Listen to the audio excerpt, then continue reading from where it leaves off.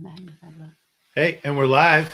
Oh, welcome snap! to Ugly Xmas. Welcome to the Ex-Wife Podcast, the Ugly Xmas edition. I'm Alicia. And I'm Justin. This is kind of a mashup of our holiday party and our X-Men podcast and some improv, some presents, some holidays.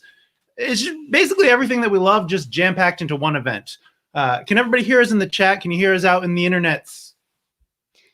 Let us know. We're very new to live streaming, so this is our first go at it. I've participated in a live stream, but this is definitely the first time I've produced a live stream. So hopefully everybody can hear us. Hopefully everything's going. Yeah, baby, I see Stefan's. Yes, sir. Yes. Awesome. Great. Fantastic. Okay.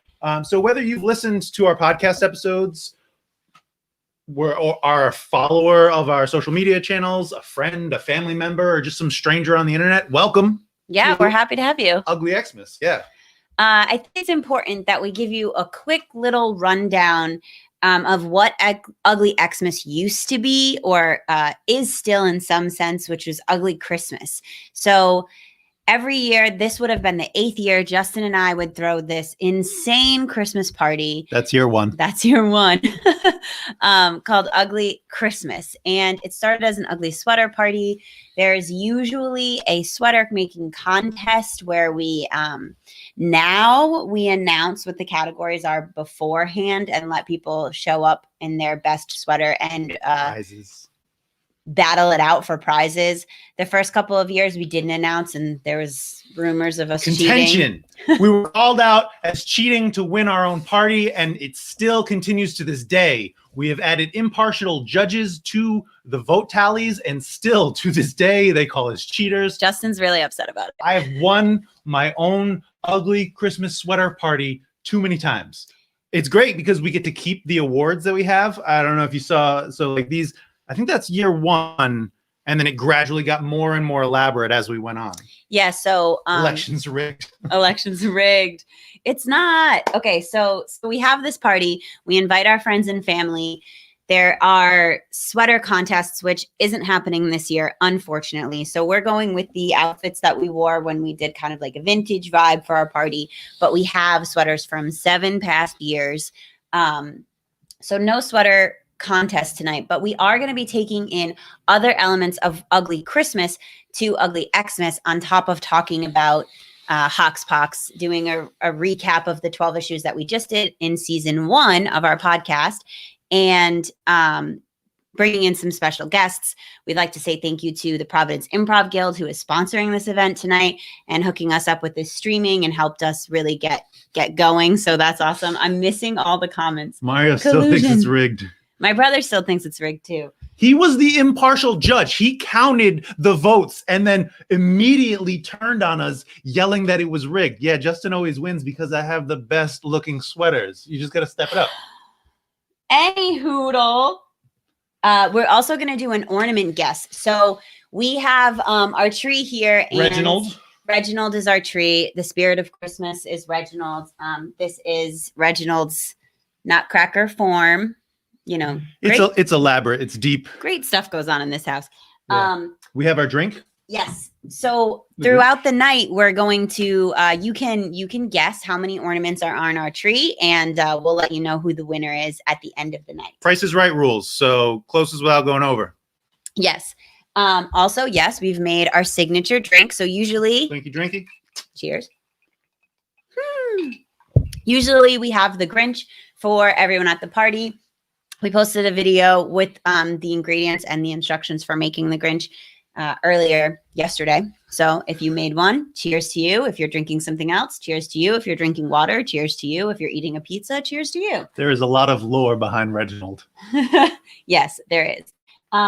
We also are going to be throwing some trivia at you. So when our special guests, Generations of X, join us a little bit later, we're going to have some trivia questions for them, but we're also going to get you involved. So what we normally do at Ugly Christmas is like Billy on the Street style trivia, where we come out of our bedroom with a unannounced. We just start shouting trivia questions at people. If you've never been to a party where the host just starts shouting questions at you and handing out prizes, that's what's happening. That's just like total unawareness. And yeah. And it's just give me the answer as fast as you can. If you can't do it, I move on to someone else, and whoever gets it gets some ridiculous candy like Pez or something like that out of our there are giant some stocking. ornaments on the back of the tree, not as much as there are on the front. Yes. Oh, okay. Good question. All right. I gotta be tallying these numbers. This is gonna be Oh, I can do that. I'm doing that. great. He's doing it. That's why we keep him around. So yeah, so we'll Anything have some else about Ugly Christmas? Grinch Frodo, Billy on the Street, The Grinch, Christmas Village. I think we got some shout outs for the Christmas Village. That is Pride and Joy. We've just gradually evolved that over the years. It was something that my grandparents did. My grandfather, my Pepe, would set out these tables and just take over this entire room. So as a Christmas gift, I think our first Christmas together, second Christmas together. Yeah, it was pretty early on. I got you a dance hall, and then we've slowly added to and built. And now we take it very seriously to the point where we are city planners actually thinking about how, well, if the general store was here, how far would it need to be? Where are the people? There's like a secondary, smaller grocery store that's up on the top of the mountain, which you can see on top of the mantle. The name is Pleasant Mountain Village, so it's very thought out. Yes, the village. The village. So that's a little bit about Ugly Christmas. And so with everything going on this year and the inability to have our party the way we normally would, and the fact that we were having a live show for our podcast, we decided, why not smush them together and create Ugly Xmas? So tonight is going to be a little bit of Justin and Alicia Ugly Christmas style and a little bit of the Ex-Wife podcast. We're really going to be dedicating certain sections to diving into recapping things and asking questions. And at the end of the night, we'll be doing the giveaways that we were doing on social media. So we'll have 2 winners for those giveaways, and we'll announce those at the end of the show.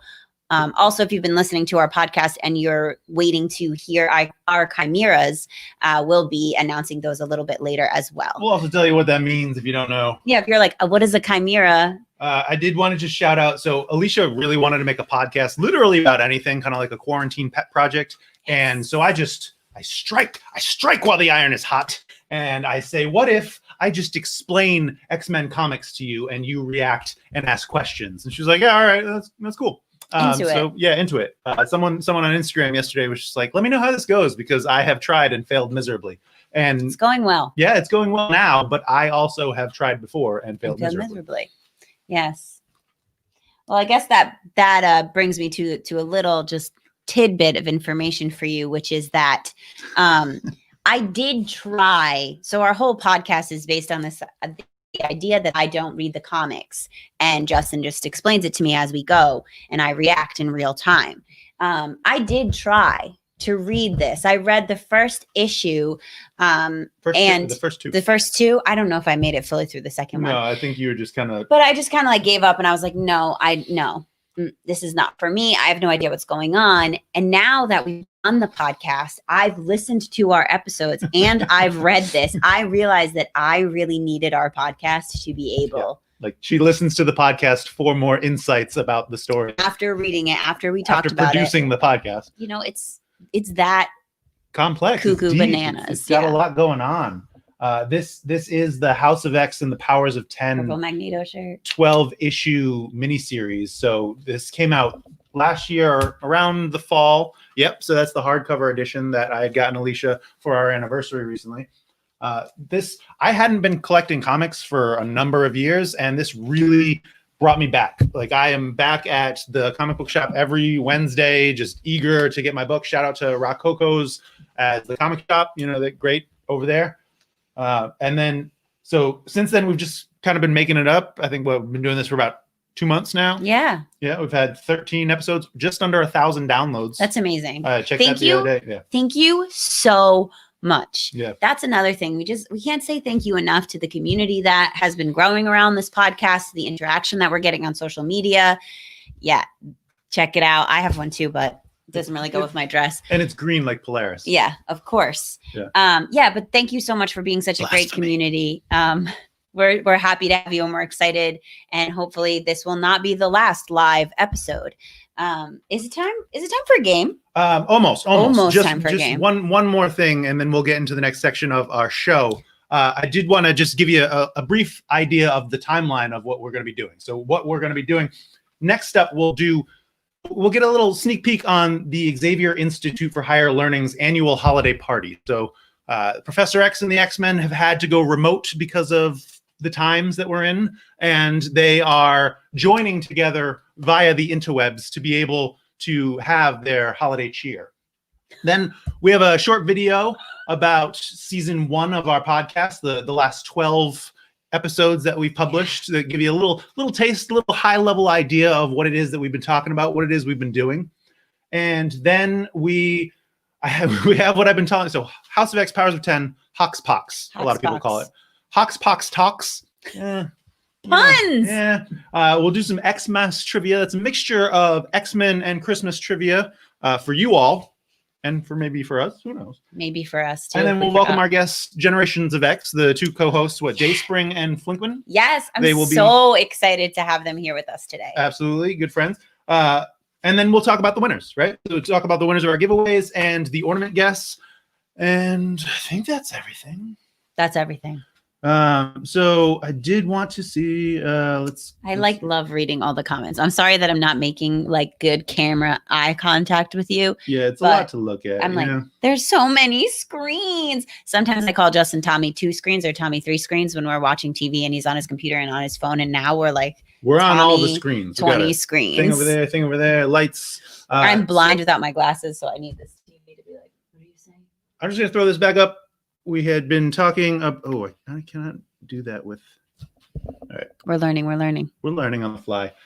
So before we talk about before we get into our next piece, I did want to just say something. So if you know me, I've talked to you at length about improv, right? I've been performing for about 9 years now, teaching improv for about 5, and COVID's been hard on a lot of things, but especially in-person entertainment. But the Providence Improv Guild has been trying to fill that void online. And they've been doing regular shows happening live online, offering online classes as well. So you can take classes, you can still kind of engage with people and learn the new skill. It's something that I'm very passionate about, and just a little sad to not have as much access to it. But we're super grateful for the access we have. Mm-hmm. Yeah. They've been teaching, producing, and providing performance time for improvisers. It's a nonprofit, community-centered organization. They frequently volunteer and offer scholarships, but without in-person entertainment, they're not really able to bring in a lot of money. So they are a nonprofit and they are accepting donations. This is day 4 of the 12 days of Pigmas, or their Pig holiday countdown. I think you should check out the rest of their countdown too. Improvpig.com, ImprovPig on Facebook, Instagram, Twitter to see any and all of their scheduling and content. I think they go right up until Christmas Day, I believe. So it's so fun. Justin does a show with them every once in a while. That's, what is it called? Would I Lie to You? Would I Lie to You? Mm-hmm. Yeah, it's great. It's very entertaining. They're currently doing a donation drive fundraiser in collaborations with Savers thrift stores. So if you have something that you want to get rid of, I know you've been doing quarantine cleaning of everything in your house, just like me. Everybody. And you watch that like Marie Kondo show, and you watch the Get Organized show, because those things are amazing. And if you can consider donating, please do. I was supposed to. Oh, let's see. I'm learning. It's fine. We're doing great. Yes. Hey, check it out. Boom. Oh. That's a ticker. That's a ticker. That's a ticker. We level. did it. So you can donate on their website. You can donate on their PayPal.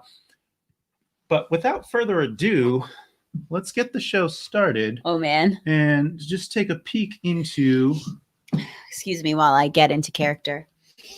The Xavier Institute for Higher Learning's annual Christmas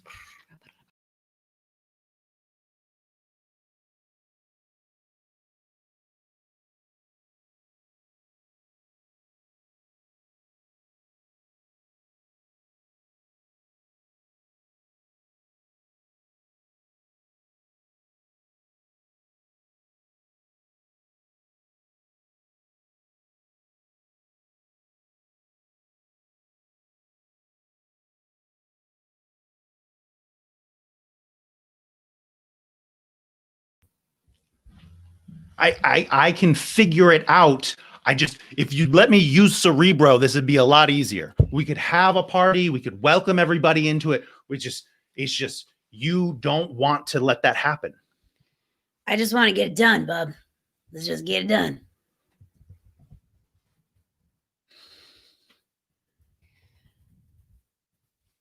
What time? What time is everyone else getting here?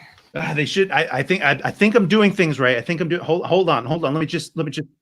Hey, is that? Oh, all right. Hey, we've got Scott. Oh, hey, Professor. How you doing? Doing great, Scott. It's great to see you. Great to have you as part of the show. Great to have. I mean, as part of the party. Hey, Logan, is that you over there? Hey, bub. Oh, you're the team leader, I guess now, right? Is that what's happening? Is that what's happening? Listen, nobody's trying to start a fight. It's Christmas. Absolutely. Yeah, no, not trying to start a fight. It's just, when I see you, I get a little triggered. But guys, there's no. It's Christmas. We're celebrating. We're having this time. We're just coming together and we're having our annual party. Let's just see if I can bring anybody else into this. We could be in the astral plane right now. We could be in our minds. We could be having parties. It'd be great. Hey, there's Rogue. Hey there, sugar. How y'all doing? Oh, that's fantastic. What's up, kid? Dude, great. Doing great, Rogue. Oh my God, it's so great to see you. Rogue, you look fantastic. Scott, you know what? Looks like you're surviving over there. Looks like you're hanging in there, right? Oh yeah. I got my ruby quartz on. I'm surviving. Everyone else is. I gotta say, now everyone else knows what it's like to be starved of human contact for a little while. You know what I'm saying? Yeah, now everybody else gets a little taste of what you've been talking about all along, huh, Rogue? Yeah, it's real. It's real eye-opening. Oh, it looks like we also have. Oh, here's Beak. Hey guys. Right. Hey guys, can you hear me okay? I think we can hear you great, Beak. Guys, thanks for inviting me. I know you don't usually like me to hang out with y'all, but I'm just here alone with the kids. Oh no, kids, go back to the crib. Go back to the crib, kids. Kids, I'll regurgitate sour gummies into your mouths later. Daddy has to have a party with his cool friends. Are there guys? Are there going to be more children here? Is this going to be like a PG party? Well, this I think this. They're just making a cameo, right, Beak? They're just part of the party. Everybody. Oh yeah, they're just gonna go back to the crib. It's cool. The Angel's out shopping with Glob Herman right now, but she'll be back soon, and she'll make sure they're asleep and not bothering us in our cool party, right, guys? Right, guys. Right. Great. Oh, I'm so glad to have the X-Men back together to be able to celebrate a holiday. I think it's been what we've been missing all along. Thankfully, I have Logan here who can take care of me, but it's you all. It's the rest of the team that even some that can't be here. You're the ones that I've been missing all along. That's nice, Professor. All right. Nice. Well, enough jibber jabber. Yeah, don't we have a game or something to play? So I think we're going to play what used to be Yankee Swap. Now every year we play Yankee Swap, right? Yankee Swap, you bring a present, you get a number, you steal, you take. Yeah, you changing the game? I'm just updating it a little bit, a little ad to make it a little interesting for the times and where we're at. And okay, I figure, why not play White Elephant? A variation of Yankee Swap. It's just instead of buying something, you just take something from around the house, right? You wrap that up. You get presents just the same way, numbers, but there's more stealing involved. It's more chaotic. It's more terrifying. Do I get to fight someone? No. It's Christmas. Please, no fighting. Oh yeah. Okay. So hey y'all, have we ever fought a white elephant? Like I feel like I fought a white elephant at some point. I feel. You're right, Rob. We definitely fought a white elephant. Is that somebody in? Yeah, guys, I definitely was with you. Yeah, Beak was there. Beak was there. Oh, Totally. yeah. Yeah, I hid behind a tree. Yeah. That's true. So I was living in that tree at the time. That's why. see, strategically placed. That's Beak always thinking. That's my boy right there. Yeah. All right. So white elephant, right? So you take things that are found around the house that still have value of some kind, right? So with everybody remote, I thought, Charles, what are you gonna do? So I went into each of your rooms and I took something.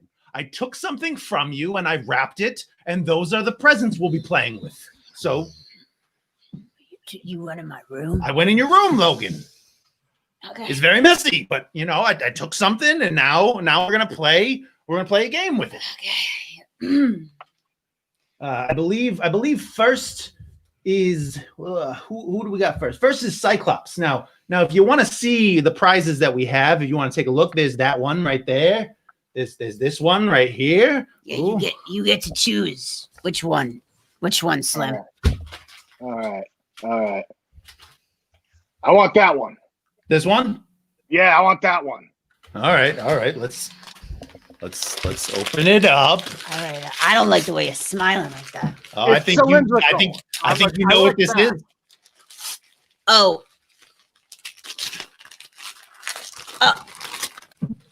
One of my personal collection? This is ridiculous. I figured that this is something that you wanted to bring with, to share holiday cheer. So Cyclops, Scott, this is what you have. It's an opened bottle of rum from I believe Wolverine, and he's very upset. I'm coming for you, kid. Wolverine's gift? Yeah. It is my pleasure to snatch it away. Yeah.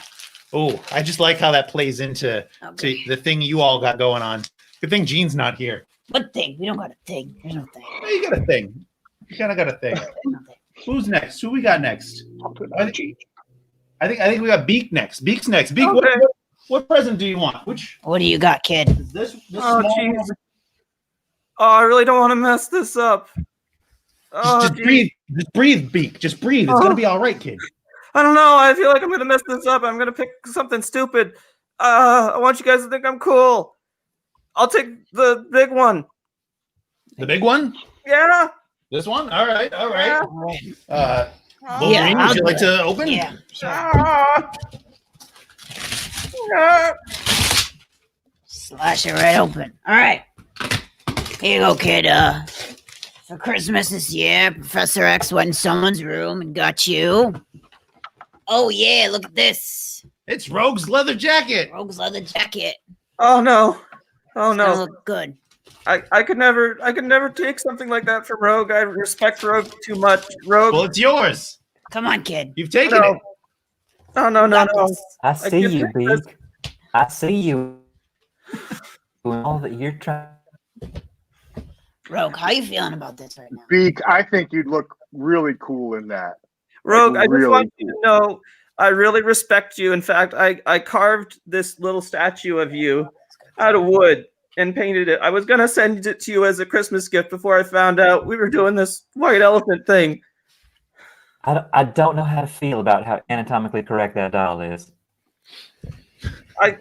As someone who's not really anatomically correct themselves, I guarantee that there are some mistakes on it. Weirdly, that makes me feel worse about this, Beak. Okay. So, Beak, you have the opportunity to keep Rogue's jacket, or you can take the bottle of rum, Wolverine's rum from Cyclops. Go ahead, kid. Take it. You're not gonna keep it. Oh, well, I do think that alcohol does help me digest hard pellets of food. And I really don't want to keep Rogue's jacket because I feel like Rogue's going to be real mad at me, and I don't want that. I respect you a lot. So I'll take the bottle of rum. He's taking the bottle of rum. Ooh. Okay. Well, I know you want me to like you, kid, but that's fine. There you go. Here we Put go. that Switch over- that over there. No, that goes. So That we goes got these there. name tags. I don't know if you see You those? can't even see Yeah, them. You can't even see those. It's fine. So, Beak has the bottle of rum from Wolverine. Cyclops has the jacket from Rogue. Yeah, Scott, you're gonna look good in that. Rogue, you're up next. Can you give me that flat one? With a Right. real. This I'm one hoping here, for a- darling. Yeah, I'm hoping for a Cajun Cuties calendar, something like that. Oh, I think you're gonna like. I think you're gonna like what's in here. Oh, Yeah. am a I? Oh, gift. sugar, don't keep me waiting. What's in the flat one? It's. Oh wow. Peace between humans and mutants. This is my gift. What? Isn't that the best gift of all? Rogue, you hear that? It's No, just I'm peace. so sorry. I might have superpowers, but Cox Internet is garbage for everybody. They don't give a shit. All right. Well, he gave you peace between humans and mutants. You know, peace between humans and mutants. It's the greatest gift I can give to you, Rogue. It's the greatest gift I can give to all my X-Men. And also, there's a record of the Beatles. You know, it's a Beatles album. Well, you know what? You know what? Hey, it's something, right? It's something. I appreciate that. I do. My All right, kind well- of sugar. Well, Rogue, what are you doing here? You keeping the Beatles album? You can keep the Beatles album, or you can take back your jacket or the rum. Goodness, the jacket is kind of passe. Give me that rum. Ooh, Oh. she goes for the rum. Beak ain't gone. So now, Beak, technically, because of White Elephant, you have the opportunity to take the jacket if you want it. You can't steal something that's already been stolen in this round. So you couldn't take the rum, but you could take the jacket. And also that record, Professor. Also the record, yes. Also the record. No, I'll take I'll keep what I have. I'm just happy to be included. All right. Great. Who's next? Let's get this over. Wolverine, you are next. Oh, me. I'm next. Yep. Doesn't matter. We'll open. We got this little one here, and we got this one here. This little All right. big one. I'll take that one. This Give me one. that There you go. There you go.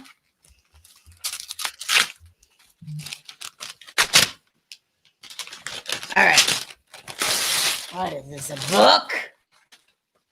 The Art of War. Oh, That's, that comes from Cyclops. That's his favorite book. Oh yeah. What do you need a book to tell you how to be a leader, Slim? Well, you know what? There's some really fantastic quotes in there. All right, so just maybe you'll learn something. All right. Well, enough of that. I'm taking my rum. Okay, this is easy. Get this out of here. Give me All that right. rum back. So you take the rum. From Rogue. Yeah. Here, this is my name tag. Yep. Did it up real nice. Yep. So Rogue, that means you have the Art of War. You can take your jacket back or the record.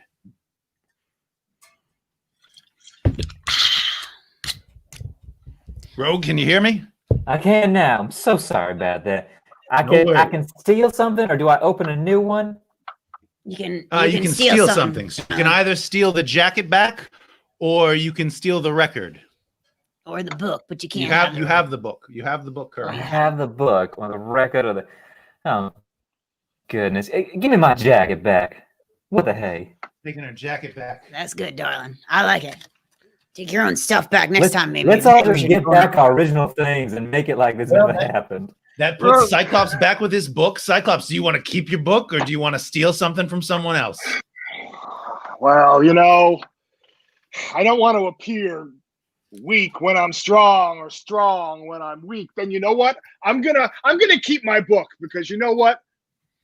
I think I'm the only one that I think that could benefit from reading this. So I'm gonna keep my book. Thank you. In his book. He's keeping his book. Rogue, you know, if you're having trouble with the internet, I can tell you Wolverine came over to my shack a few weeks ago to set up the Wi-Fi in here because I didn't have any internet in here. I just had a radio aerial stuffed into a USB port. So, and to be honest, it was just Wolverine was just owed me a favor because he got me to admit that I have a cloaca in a game of Tell Truth or Dare. So, you know, if you do something like that, Wolverine can help you out. All right, kid. Like, I'm glad I helped you, but like, stop giving away my secrets. That's just, you have so many of them. And by now, you really might want to stop admitting that you have a cloaca. It's okay. I've just come to terms with it. It's who I am. Oh, who's last? Who gets to go next? Is it me? Is it me? I think it's you, Professor. Oh, I think it's you. what's left? What do we have left? Ooh, this little one. That's it, right? Let's see. Ooh, these are. I know who these are. Beak. Yeah, well, you know everything. I've orchestrated this game all along. Beak. These are ear pods. Ah. Well, Yeah, I found them in a dumpster a few miles from my house in the woods. that's excellent. Does that mean they don't work? Actually, Logan, if you could pause for a second, I'd like to steal your bottle of rum. Excuse me. Yeah, so What? here you go. Here you go. A nice gift of dumpster earbuds. I've got a bottle of rum to ease my troubles, and I've made a angry friend now. It was All right, well, I'm gonna keep them. Then I can tune the rest of you out. so you're keeping the earbuds. Keep All right. Game over. No. Well, technically it now goes back to Scott, right? Who started? Goes back to Cyclops. Of course it does, because You know. he's your favorite. Yeah, I didn't stack the numbers in any way, shape, or form, Wolverine. Why would I do that? I love all of my X-Men equally. No, of course. Professor, I gotta say that it is so great to see you again. But even though like I get my book, that rum looks fantastic. So I'd love to steal that back. I'd love to take that rum back. You're gonna take the rum. Plus you two kind of owe me a couple shots from that. All right. So it'll be the rum plus a couple of nips. I would think would be fair. Easy, bub. You know, it's just all part of the game. But Mm-hmm. all right, so that means what? I have the art of war. All right, so I got these things. Rogue gets her coat back. The kids got their record. Scott's got my booze. You know, You got a book. I always do look really good in leather, so I'm gonna take that jacket from Rogue. Oh, darling, how you feeling about that right now? Dang all over it. This. So Rogue, you've got the art of war. You've got one opportunity to steal. You can either take the record or the earbuds. Oh, jeez. Give me the earbuds. Oh, God, I'm gonna end up with that stupid book. You've got Cyclops' book. What a great Christmas! He's got your rum. I feel like It's- you did this on purpose. It's almost like it was meant to be. Almost. Is everybody happy? What did we get? What did we get? So Cyclops got the rum. Rogue. Wolverine got the art of war. Rogue got the earbuds, and Beak, right? Beak got the jacket. No, I got You got the I got the jacket, jacket. I Professor. got the jacket. How did I forget? All right. Well, now what? I don't know. You know, this was fun. This was nice. Got to see each other and take things from each other and just really get into the spirit of what this holiday is about. Yeah. Gifts and consumerism and stuff. And stuff. Ah! Oh no! Get back in the crib, Barnell Jr. Get back in the crib, Barnell. I told you it's bedtime. Daddy's got to talk to his cool friends. Sorry, guys. And scene. Round of applause for our guests from the Providence Improv Guild. We've got Tom, we've got Peter, and we've got Eric as Cyclops, Beak, and Rogue. Thanks, y'all. I feel like I need 8 gallons of water after my Wolverine voice. That was pretty spot on. I think you all nailed the characters. Yeah, that was a lot of fun. Awesome. Cool. Well, thank you guys for doing this show, and I'll let you enjoy the rest of your evening. Just kick back, relax, and enjoy the rest. Absolutely. I'll see everybody later. Bye, B. Bye. Bye, Rose. Bye. Thank you. Oh my. What an event that was. What an event There's it was so indeed. there's so many amazing comments. Wait, wasn't that actually Rogue? Of course it was.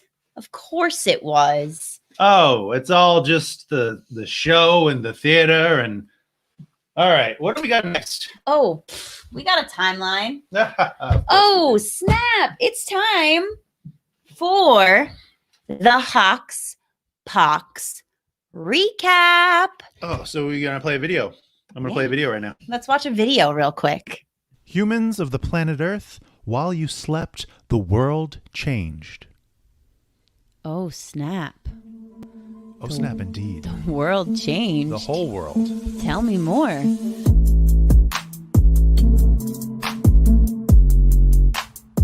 Well, what is Xavier is walking? Oh, yeah. Get hip to it. Get hip to it. All right, here we go. Page turn noise. Just turn the page. That there's something about designer drugs. There's amnesty. There's... Designer drugs? Yep. This is thrilling. Wait a minute. I thought you said Krakoa was a place. Oh, yeah. All of these mutants are just going to live on this island, dude. Right now, yeah. Orcus. And they're going into a base called the Forge In space? in space. It's a ring in space. And so they even talk Shield about and Hydra in the same sentence is like, blowing your mind. it's blowing my mind. I don't like this. Well, it's the bad guy. Yeah, I mean, it is the bad guy. And I know who this is just from past comics. That's Nimrod. What a name. X to the 0, year 1, X to the 1, year 10. I'm just having the hardcore algebra flashbacks right now. Yeah. And I'm like feeling I'm not ready for this. But I'm sure I'll be fine. X to the 0 is year 1, right? And so Yeah, sure. Whatever you say. anything to the 0 power is 1. This is why I said I'm not ready for this. Please do not quiz me. I'm not ready. I don't want to go back to school. If you were Charles Xavier and some random woman just came up to you while you're enjoying your birds and was like, "Hey, Charles, read my mind." Well, until next time, old friend. Charles!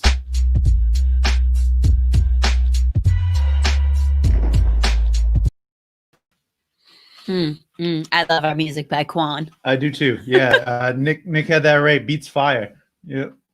Cool. So that's kind of just a taste of what we've been doing. That I've been learning a handful of new tricks in After Effects to be able to cut and edit those videos, to give some previews on our social media channels, Instagram, Twitter, Facebook, at the Ex-Wife Podcast. Plug. Also, you can visit us at theexwifepodcast.com or shoot us an email at theexwifepodcast@gmail.com. All the things. So now for this next section, we're going to talk a little bit about what it is that we've been doing. We have kind of like a big picture think about, like just for the last 12 episodes, I've kind of been leading the conversation, right? Just showing Alicia and explaining the backstory of characters and events and significant things to give her all the complex and overlapping nitty-gritty details that are X-Men, that are the X-Men universe, because it is insane.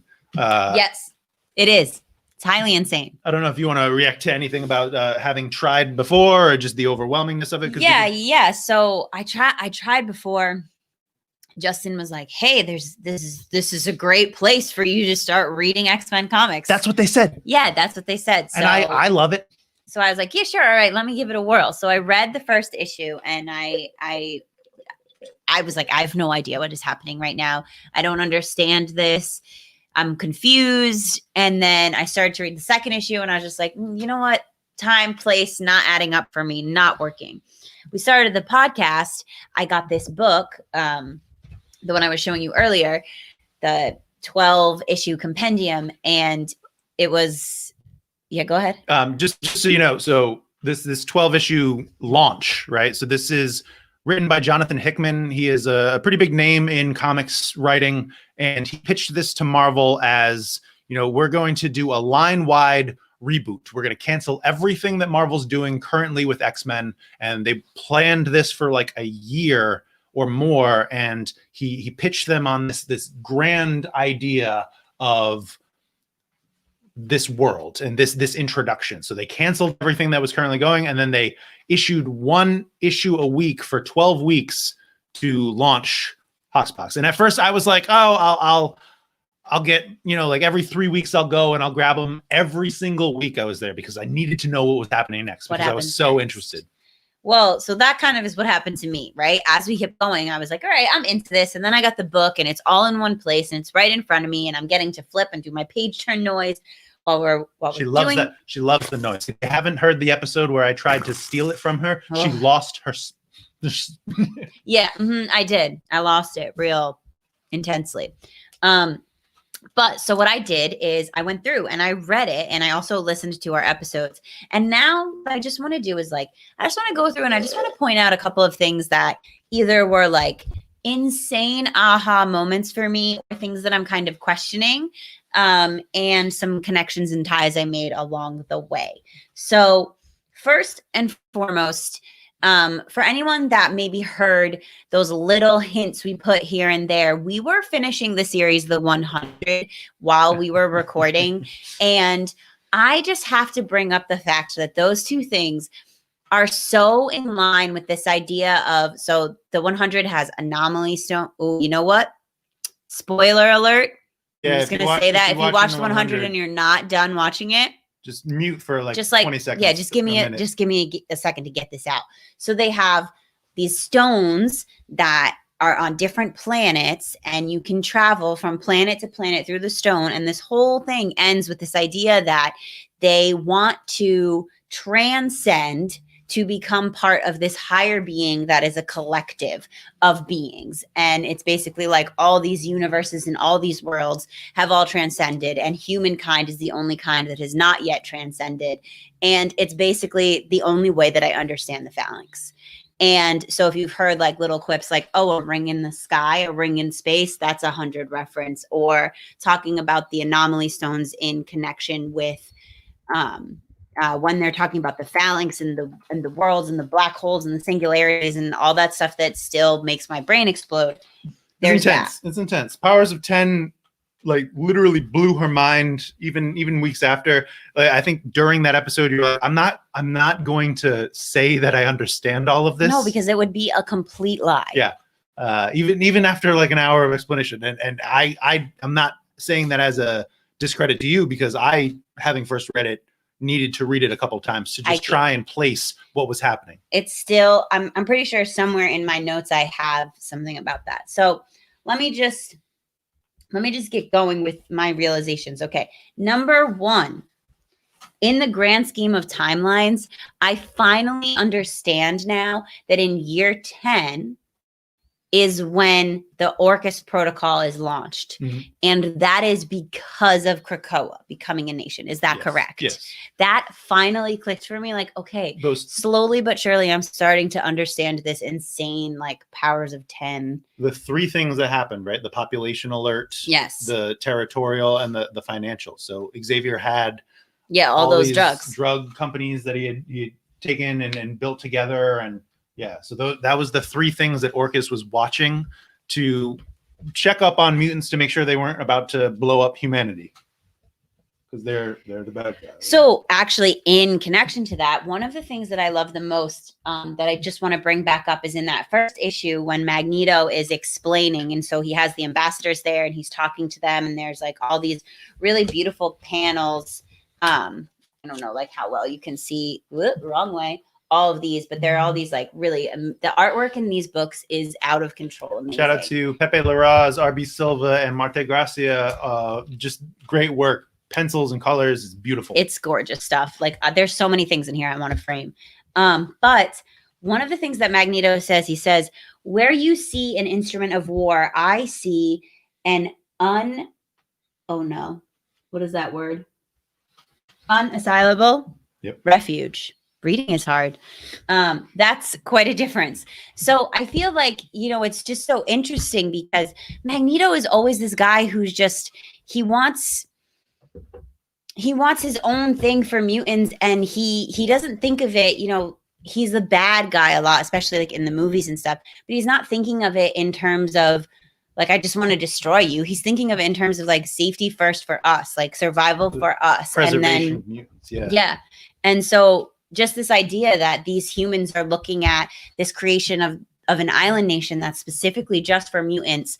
And their first thought are all the ways that the mutants will use it for war or for destruction, and just the commentary on that and into like, no, it's just for safety. Like I just want something for myself and to just kind of distance myself from you because you're constantly showing us, you know, that you don't care about us. So I just thought that was a really nice quote. And just that whole series of art too, when he like finds out that one of the guys has a weapon and he's like all of that, pulling it out, and like, I'm Magneto, like I can still take you down. You can't mess with Magneto no matter what you brought to the table.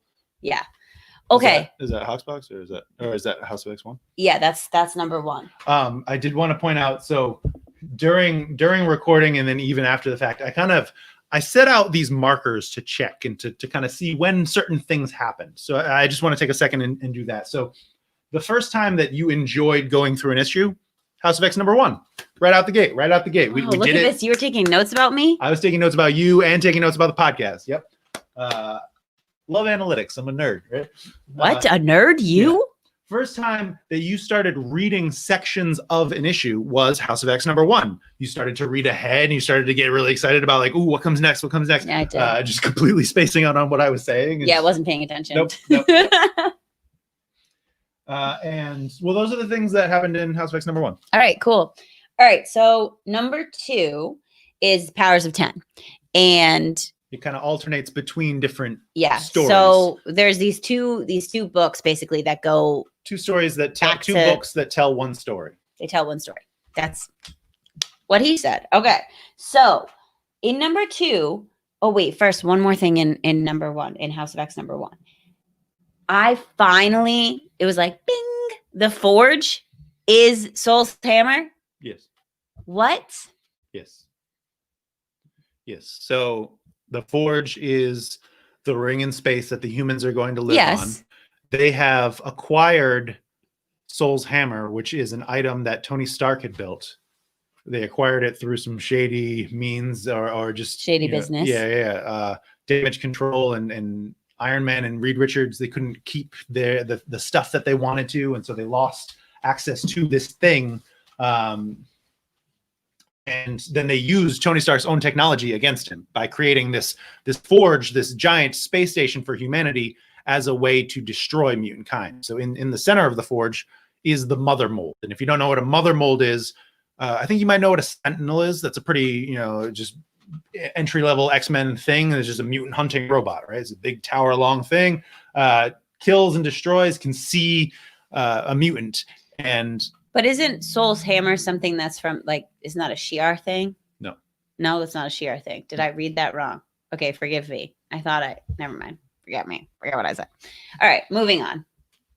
Clearly, I'm still clarifying. Okay, so the thing that I realized in going back through my notes after so I read all 12 issues and then I went back and like curated my notes for the show. In going back through my notes, I suddenly realized that the titles of each of the years, like when you get into Powers of 10 and they say year 1 is called The Dream. And it's like, yeah, oh my gosh, it's finally making sense because that's the time thread where Moira talks to Charles about this is not the right dream. You have a new dream. Brain explosion. What's Professor X's dream, right? Oh, it's like peace between humans. And the best gift of all, peace between humans and mutants. But Moira tells him and convinces him that it's a lie. It's that's not the dream. That's not the right dream. It's always going to fail. So I thought, oh my God, that all of these titles suddenly are exploding in my brain, making so much sense. Year 10 is the world. So that's the world in which they built, right? Boom. Year 100 is the war. Mm-hmm. And that's the Apocalypse Life 9 timeline. So that makes so much sense. When the war happening, yeah. Duh. And then it's crazy the details you miss when you're not actually reading. Okay. And then year 1000 is the Ascension, which is the Phalanx, which makes so much sense because that's the one that they all just like boop, disappear and ascend. Yep. So that was amazing. Okay. That was Hawks. That was Pox 1, or I honestly I don't know. I think it was yes, but you still you know that you can say Hawks 1 and Pox 1 and all of that, and I don't know. I just know it's number 2 in the order. all right. I still don't know, Yeah. friends. I still don't know. I might never know, so just let it go. So I don't know if it was Powers of 10 number 1, but it was definitely by Powers of 10 number 2, where we had our first time she did not enjoy going through an issue. She, at the end of the episode, I remember you had a headache. You were just like, oh, that was just too much. You were like, what are your overall thoughts? I'm like, I don't know. I don't have any thoughts left. My brain is melted. So, all right. So in that issue, Cardinal says in year 100, I will see you both when this world is made again. So does that team, like Cardinal, Rasputin, do they know everything inside Moira's head at that point? We don't know. We don't know how much they know. Well, I'm going to assume that they do, because why would he say that if...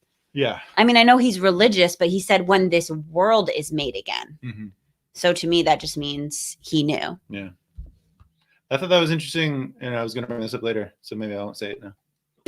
Okay. So also, I just want to point out how much of a bad mamma jamma Rasputin is. Oh, yeah. She's great. She's amazing.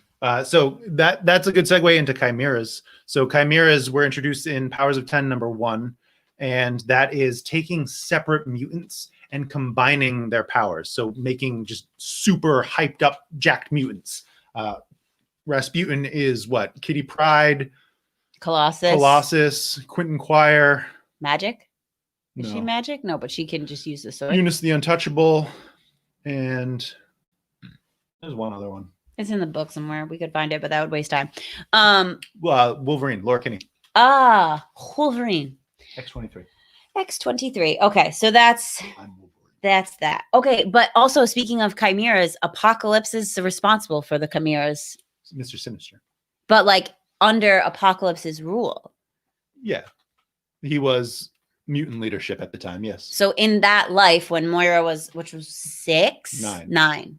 So 6 is year 1000. Yes. You guys see why this is so difficult? You understand? She's still putting it I'll together. never get it. I'll never get it. Sometimes I don't even know it, and it's just, I feel like this has helped me obsess over everything. Just wait a couple minutes until wait until you see how cuckoo crazy I am. I don't know any of her notes. I know the cuckoo crazy, what she's referring to.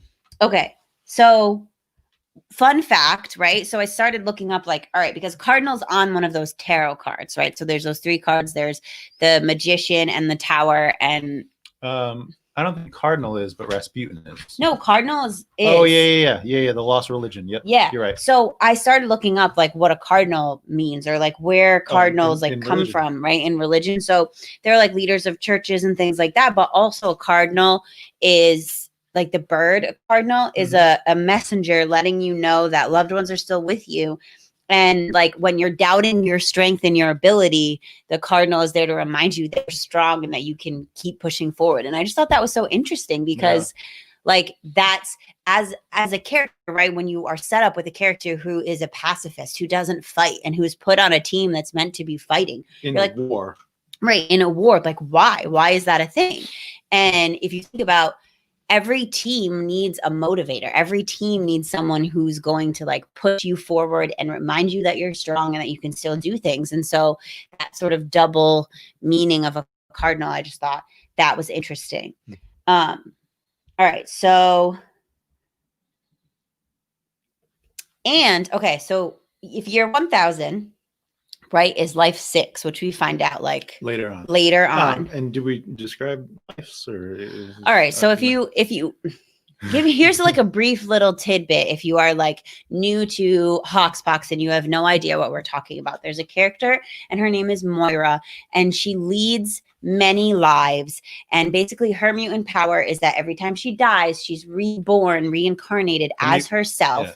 And she relives her life. And there's right now no explanation as to how her past lives, she remembers everything from the lives before, but there's no knowing if it's creating multiple time threads, or if there's any effect on her past lives into the new I don't know. It's just like for some reason when she dies, she's reborn and everything starts over. Her mutant power is reincarnation. So when she dies, she goes right back to where she started life. She wakes up in the womb having lived a past life. But like, how does that affect all the other people in all of their lives? It doesn't. Like, I just don't understand it. Resets everything.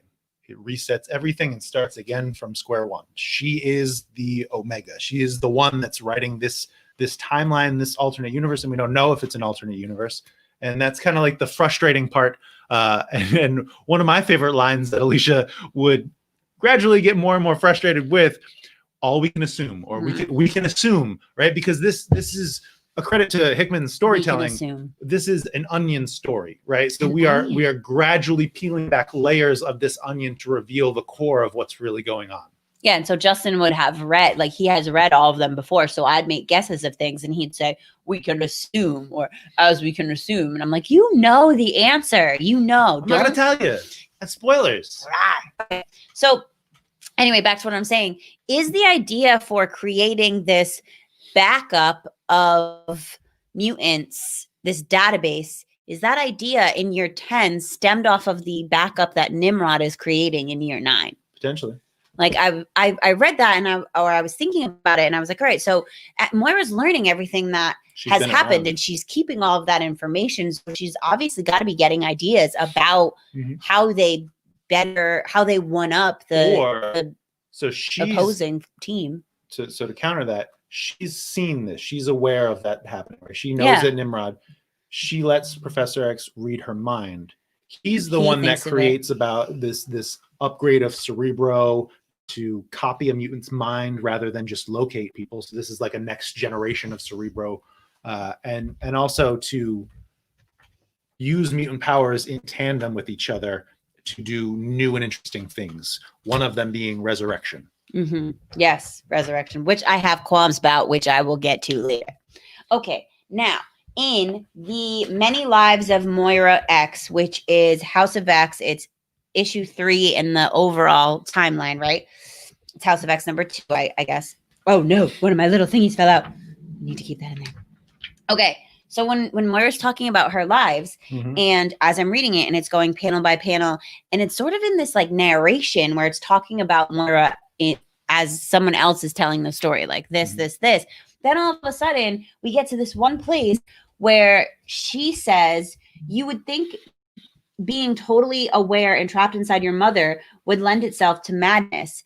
And she's just talking about the idea of being reborn, but now all of a sudden she's talking, and she is in the outfit that she's wearing when she's talking to Professor X in year 10, and there's a yellow background. So all of a sudden my brain was like, holy crap, this is Moira explaining all of her past lives to Professor X. Right. That is why art is so important, because this is like visually and this panel of her coming up. So if you can kind of see it, I'm talking about this panel. This panel right here. It's a terrible view, but you get it. 2 and 3. What is this? Oh, number 11. You fell out again. All right. Well, anyway, so there's that. Now I have a question, and I don't know if you have the answer. Okay. So on that following page, in this same issue where Moira's explaining her lives, this is House of X number 2. Yes, House of X number 2, overall issue number 3, and it's talking about her being reborn, and it kind of goes on, and it's a data page, so it's more just like straightforward storytelling. And the phrase "a life of the mind" is in bold. Why? I'm not sure. So it's in the paragraph. It says her teachers began to use words like advanced and clever, which led to other words like brilliant and prodigy, which eventually led to Moira being pushed in the direction of academia, a life of the mind. And then I'm like, what does that mean? Life of the mind. I think that might be, and it's just to call attention to it, but I think it might be because of a lot of themes about intelligence and what the power of intelligence does. So to highlight a life of the mind as like a theme that then goes forward, because even in, I think maybe Powers of 10 too, when the old man is talking about what machines are, how they can be reduced into information and atoms. And so I think that's what that's hinting towards. Okay, because then on the next page, the last line says, and the path of her life would diverge. And I know that in year 10 / also kind of year 1, see why this is confusing, it talks about how they like break all the rules and they go off the plan that they normally go off of. So I thought that was interesting to point out. Like, why are they bolding things? I have so many questions. Like, if I could get my hands on like behind the scenes information about what all these little subtexts mean and why things are highlighted and things like that, like I would have a field day with that. Okay. So yes, I just talked about that and I talked about that. So now, all right. So do you have any revelations about House of X number 2 or anything on your little secret notes? I didn't take notes. I didn't take notes. I've been taking notes all months. No, I meant like of those notes you've been taking all months, like the ones you were just saying, like the lives. The House of X number 2. Moira's life 9 is the most interesting to me, and especially how it connects. So these comics came out a year ago. Alicia only knows these comics. I keep her in the dark on everything else. She doesn't look up the stuff, so she experiences it in real time. I read week to week, real time. And Life 9, I have questions about Life 9, and I don't know how to phrase those questions without spoiling future, but it ties into 10 of Swords, which is the crossover event that happens basically a year after this mini. Okay.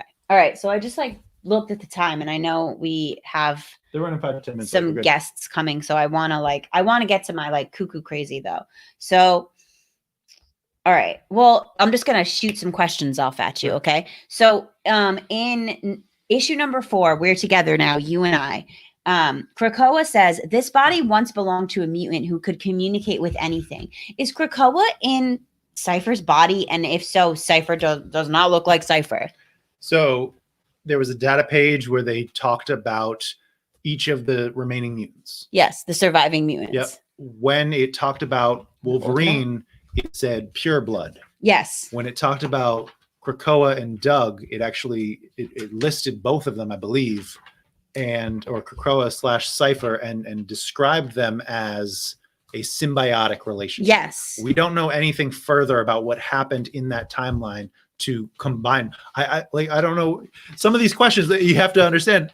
I know. I just want to know the answers, so I wish that you knew everything. They merge, and I don't even know in real continuity, in revised continuity, where we're at now, what that meant. Something happened that merged the two of them together. So that's an interesting thing to think about and to pull forward to see if that happens, or to watch their relationship, because they do have an interesting relationship. Yeah, they definitely do. Doug Cypher, his mutant ability is to be able to understand anything, right? So he is the first person that can actually communicate with Krakoa. Xavier can kind of empathetic mind speak with him, telekinetic, telepathic talking with him, but it's really more like empathic. It's more like Krakoa sad or Xavier friend. Yeah. All right. I'll let it be. So in terms of Krakoa, I'm skipping ahead a little bit. So I'm in issue number 6, once more onto the breach. Okay. Mm-hmm. And in the previous issue, I noticed that on the uniforms of the people from the Church of the Ascension, or like those peeps, they have the brackets, and it's like 2 straight lines. So it's like an 11 in brackets. That's on their uniforms. And then if that is year 1000, which is Life 9, then in that year is the year that Moira and Wolverine, way in the end, are finding out what is it? I'm just laughing at the comments. I wish I could see them. Okay. Finish what you're doing. All right. So I'm distracted. All right. So, okay. So in Life 9, in year 1000, at the end of that is when Moira and Wolverine realize that the librarian can understand English. Mm-hmm. So then in year 10 is when they create the language, the Krakoan language. And that the symbol over the key of the Krakoan language is brackets with an equal sign, which is taking the Church of the Ascension and flipping it sideways. Mm-hmm. Does that mean anything? Do you all think that means something? Does that mean nothing? And I'm just searching for clues that don't exist. But these are the things. These are the things, people, that I think about. Is Krakoa a caveman? No, Krakoa is an island. So Krakoa is a mutant, and its mutant power is that it is a living island, that it can grow, it is a sentient ecosystem. Yes. So it's an island person being that all of the mutants have as a sanctuary to live on. So it's alive, but they live on it, but it's a person, but it's an island. All of the things. Got that? Not confusing. Okay. Where do I want to go? Oh my God. I just have to say, Mr. Sinister, even reading even further into the comics and hearing Mr. Sinister, or hearing him in my mind, like reading his dialogue. And when he calls someone, he calls Charles a peasant because Charles is, so he's like admiring Magneto's like, look, what's not the actual Sinister, it's one of the clones, but They're all Sinister. he's like, oh, like you're fantastic, and then says something to Charles like, I'm not sure about you, peasant man dressed in your peasant suit. Like, I died. I was like, you called Charles a peasant. If you don't know who Mr. Sinister is, I think he's going to be really big when the X-Men come to the MCU. I hope so. That's someone that I would like to see built in the background. He was kind of teased in the background of the New Mutants. Maybe I shouldn't have spoiled that. Oops. Hey, we were waiting years for it. Forget about it. Yikes, it happened. It Okay. happened. My bad. So, all right. I just want to point out, in terms of if you are feeling like completely lost by what we're saying because of all these different years and timelines, know that you're not alone. And literally in one of the issues, this whole interaction with the Phalanx, who is this greater being that they want to ascend to become like a part hive of. mind intelligence of techno-organic matter that destroys and consumes everything living. Yes. And then absorbs its intelligence, or can absorb its intelligence if it chooses that it's worthy. Yes. So if you're worthy, yes. Okay. So Take your brains. This whole interaction happens, and then the librarian, who is one of the characters who is wanting to ascend, literally in the quote, they say, I don't understand what just happened. And I read that and I've never felt more seen. I was like, me either. Me either. I don't know what's going on. So there's just one thing I really want to bring up. There's two things I really want to bring up before I bring out my board of crazy. Oh, Grinch. We don't have any more. I drank too much last night. So, two things I want to bring up before I bring out my board of crazy. The first is that there's a whole section that talks about, when they're talking about resurrection, okay? And this idea of like how resurrection happens. So, quick recap. When mutants die now in this like current timeline in year 10, mutants cannot die because there are these five mutants that band their powers together to basically reincarnate or recreate the mutant that has died. So there's one mutant called Gold Balls who has eggs, and I really was trying not to laugh when I said Gold Balls, but I said it anyway. So Gold Balls creates these eggs, and then someone makes them viable. Proteus, yep. Makes them viable, and then another person injects the DNA, and then they get like their life process gets sped up, and then Xavier puts their like mind back in their body. Okay, so when their body is created before it has its mind in it, it's called a husk. Okay, so they're talking about the different. What number did I put this as so I can say? Okay, number 9. All right, so they're talking about the different ways or the processes in which they do this. And they mention that every time Proteus uses his energy force, right? His power to manipulate things, every time he does it, it takes a lot out of him. And sometimes he does multiple in a day. And when he does multiple in a day, he like gets really worn out and basically like burns through his body, and then needs to be in a new body. And the bodies in which they're using for him, the husks are Professor X. Mm-hmm. Okay.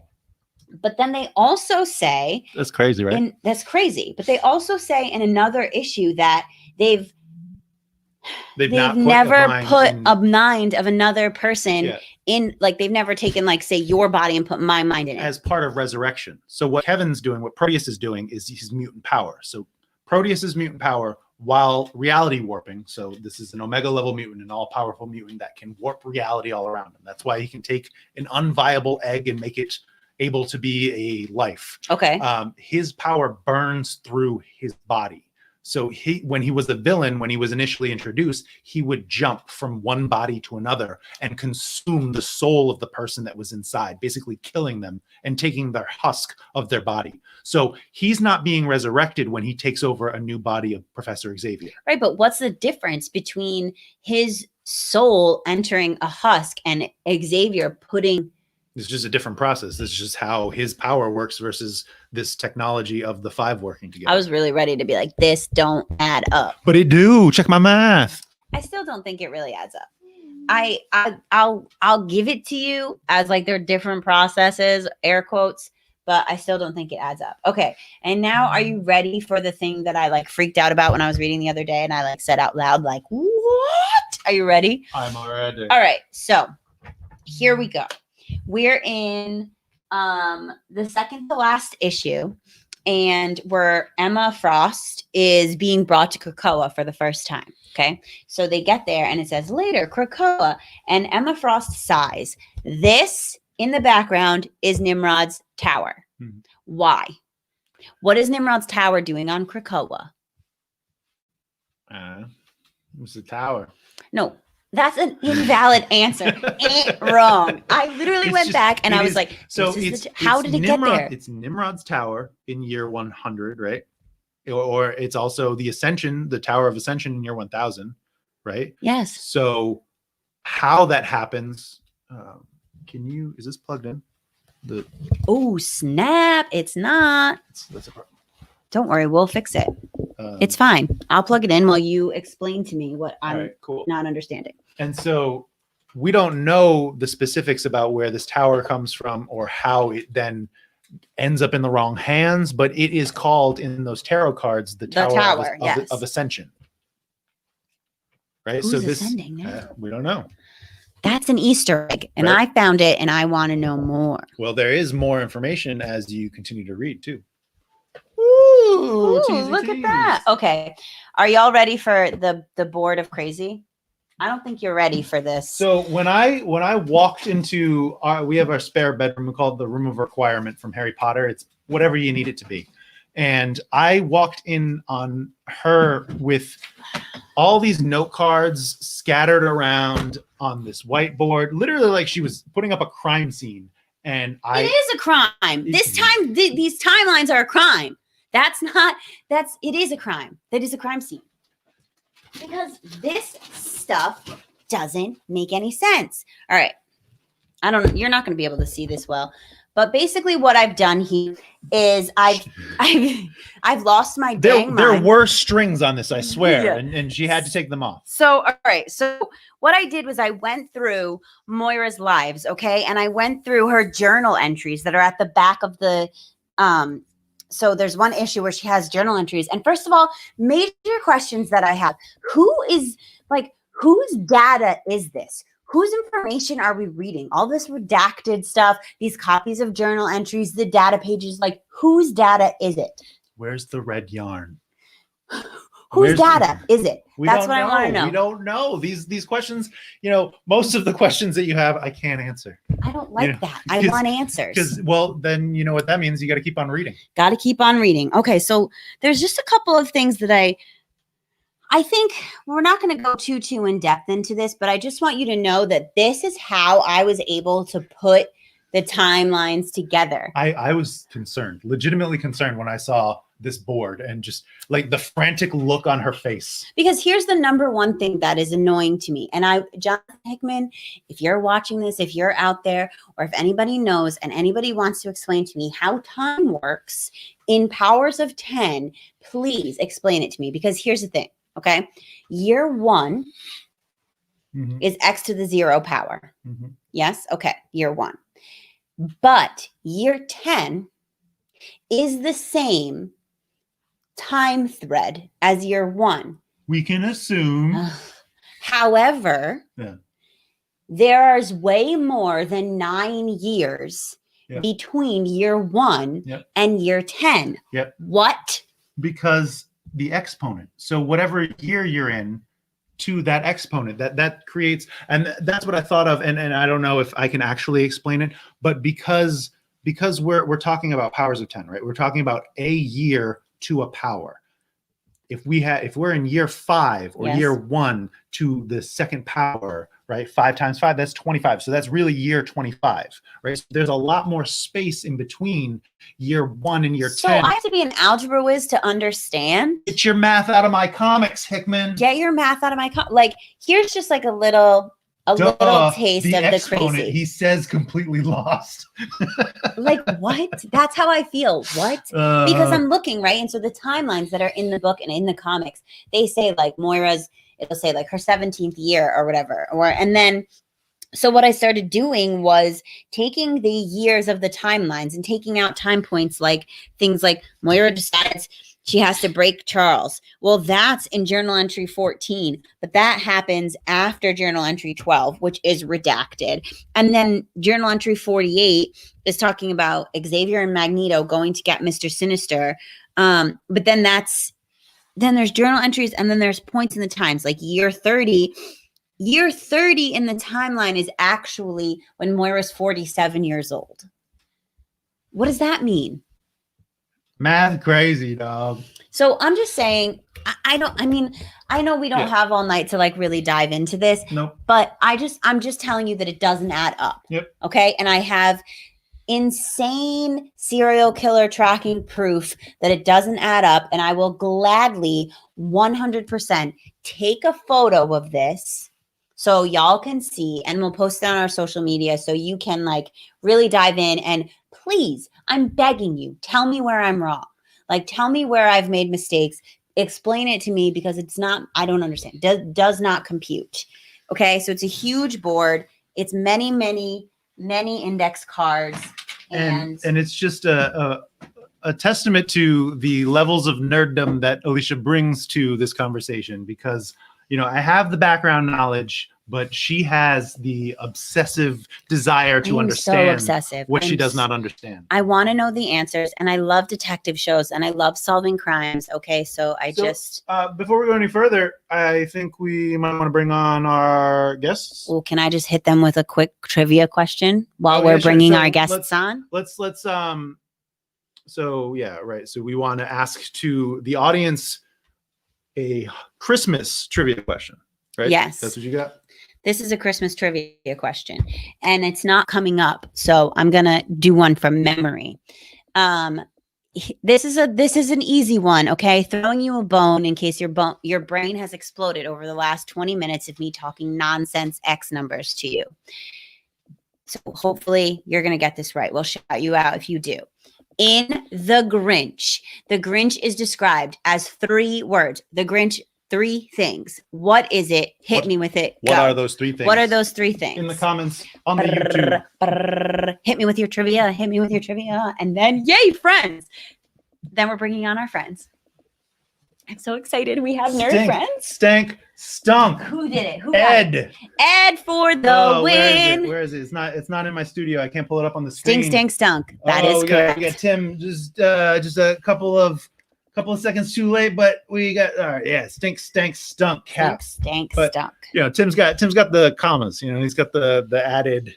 Yes. All right. Well, let's bring on our friends, and I'll try to get my life together over here with the rest of the trivia questions. All right. So let's see. Let's make sure we can still use our Professor Xavier background. Oh my God, I'm so excited to bring these guys on. Oh my goodness. Oh my God. As I'm pouring a glass of wine. Oh my God. Cheers. Cheers. Wait, I'm pouring. How are you guys doing? We're doing great. How are you? We're doing pretty great. Oh my God, your sweaters are unreal. Yeah. I'm so glad I had an occasion to wear this. That's exactly what this is supposed to be. Yeah. Oh man. Okay, so standing out right now, seeing you guys. We listen to your podcast. I love you guys so much. The feeling is mutual. Same, right? Right up there with you. Alicia's got to be a little careful about spoilers, but I pre-screen some of the episodes and tell her which ones and where she might have to avoid. Oh God, sorry. No, it's okay. No, have we spoiled anything for you?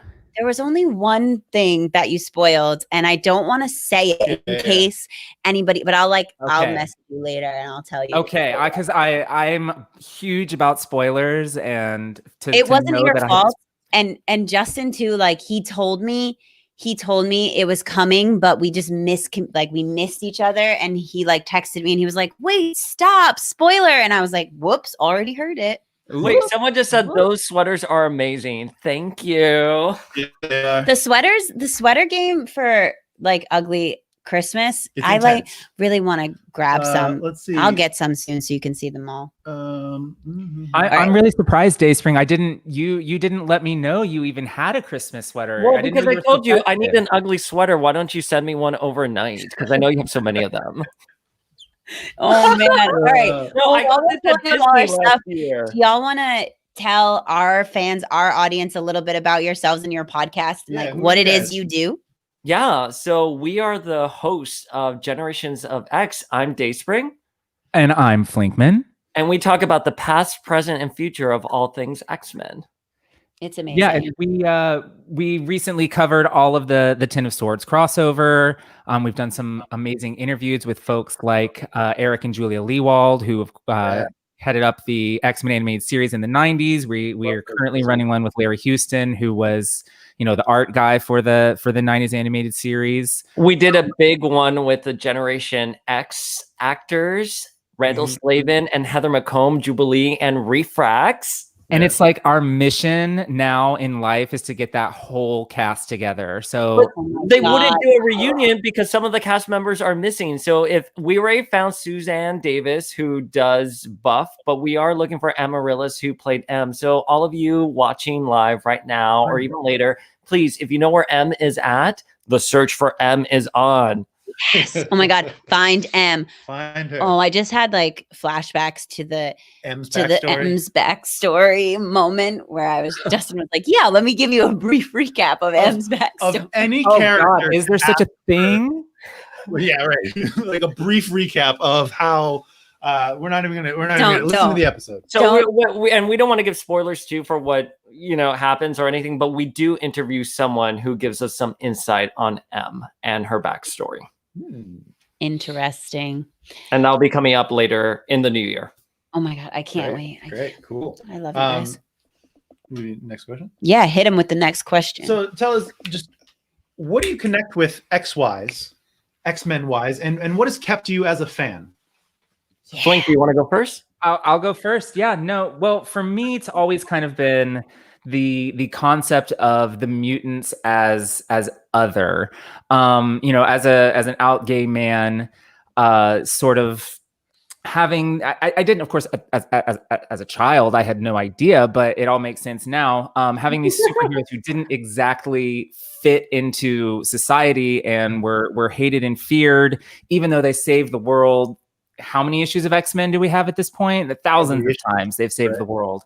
And they're just trying to live their lives and do their best and be the greatest superheroes of all time, all while the world hates and fears them. And that message has, always resonated with me. And I love them. I'm obsessed. Yeah, I mean, I'm going to piggyback I'm off jealous of of your Marvel Legends setup right now. Just a couple. Well, usually we hang out with the figures while we're recording, but today we had to We had to make it a little Christmas. change it up. I wanted to bring some figures over, but I ran out of time. Everything happens so fast when you're doing something like this, and all of a sudden you're like, "Wait, what? It's time for the show. The show is starting."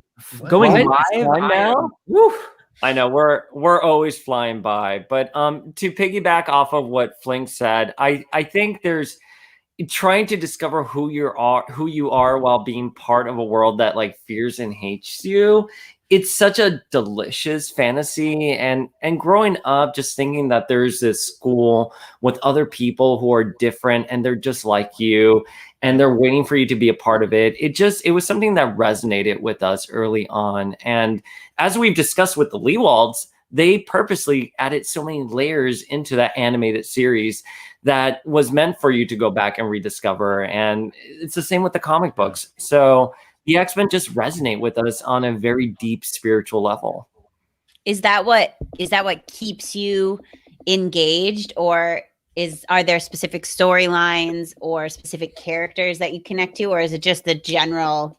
I mean, I'd be a liar, if I said that I wasn't a sucker for all of the delicious drama that the X-Men bring. It's a soap opera. I want to say, it's all the metaphor, but no, definitely the X-Men as a family, the X-Men and their relationships are something that sets them apart from other superheroes. Like, yes, we have the Fantastic Four and they're an actual family unit. But, again, as a gay man, I identify with the family you sort of choose for yourself. Yeah.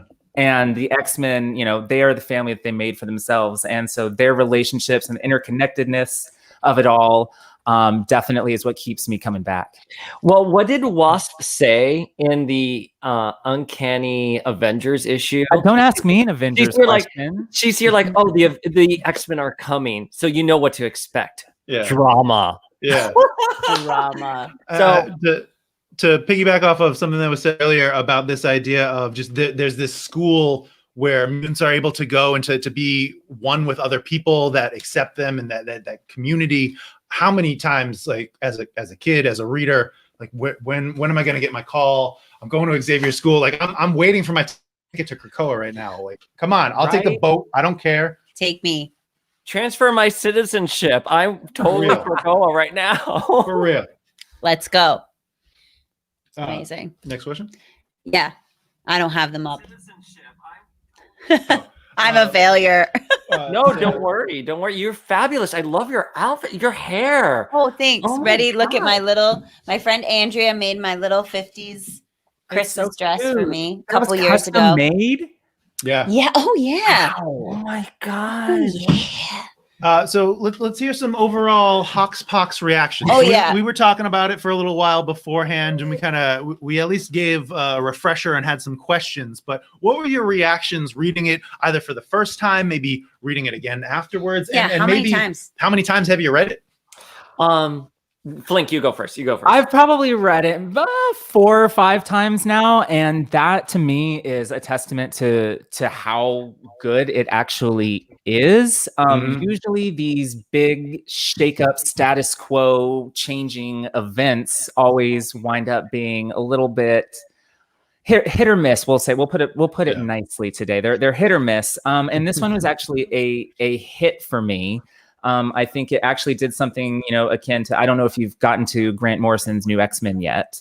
But Has not. But you have not. Not me. Okay. Well, you're either in for a treat or you're not in for a treat. There's two very strong. I love it. opinions on either side No, of I that. think most people love Morrison. Oh, Really? Okay. I've encountered some Morrison haters, but Hickman did what great X-Men writers do, and they come in and they stir things up, and they set the X-Men up with like a status quo maybe we hadn't thought of before, and I think he really pulled it off with House of X. And I think on a character level, it wasn't the cast of characters I necessarily would have chosen, but he did incorporate lots of amazing character moments. The one thing that I geek out to, I actually own the original page of art for it, is the moment where Monet goes penance out of nowhere and like saves Jean and like slays the day. That was just like a moment. I can't. And I'm a diehard Jean Grey fan, but I will give you that because M's wording to her when she's here, like, I don't know what to tell you. Try harder, Marlboro Girl. I'm like, the shade. That, Smack talk and a half. honestly, for me, I was reading it and I was like, okay, so why do people like Jean Grey? Like, what is this? Why is she whining? Like, you're an Omega level mutant. Do your job. This is what you do. Do What your you job, train for. Gene. Girl, She's like I a have god list amongst right here. mutants, and she's just like, she has to have Monet save her ass, and I'm living for that for Look, sure. And again, as a diehard Jean Grey fan, and Alicia, I will give you a reading list. I think that scene is brilliant. That was so brilliant, so shady. But I've read it a couple times. I revisit it. I don't know how many times I've read the actual run, but I go back to some scenes with Destiny. I go back to some scenes with Moira because I think what Hickman did was so beautiful and lovely with those characters. And let me explain the context really quickly. I don't know if you guys read the books as they were coming out, but we had Extermination, Age of X-Men, the failed Uncanny X-Men relaunch. Hickman was a saving grace. And I don't think that he was a Morrison-esque writer, and I'm sorry to disagree with you live on camera, Flink. It's fine. I know. I don't think he was a Morrison-esque level savior that we wanted, but what he did was make the X-Men very interesting. And I think now that the film rights for the X-Men are back at Marvel, we want to support our X-Men. We want to make sure these books do really well.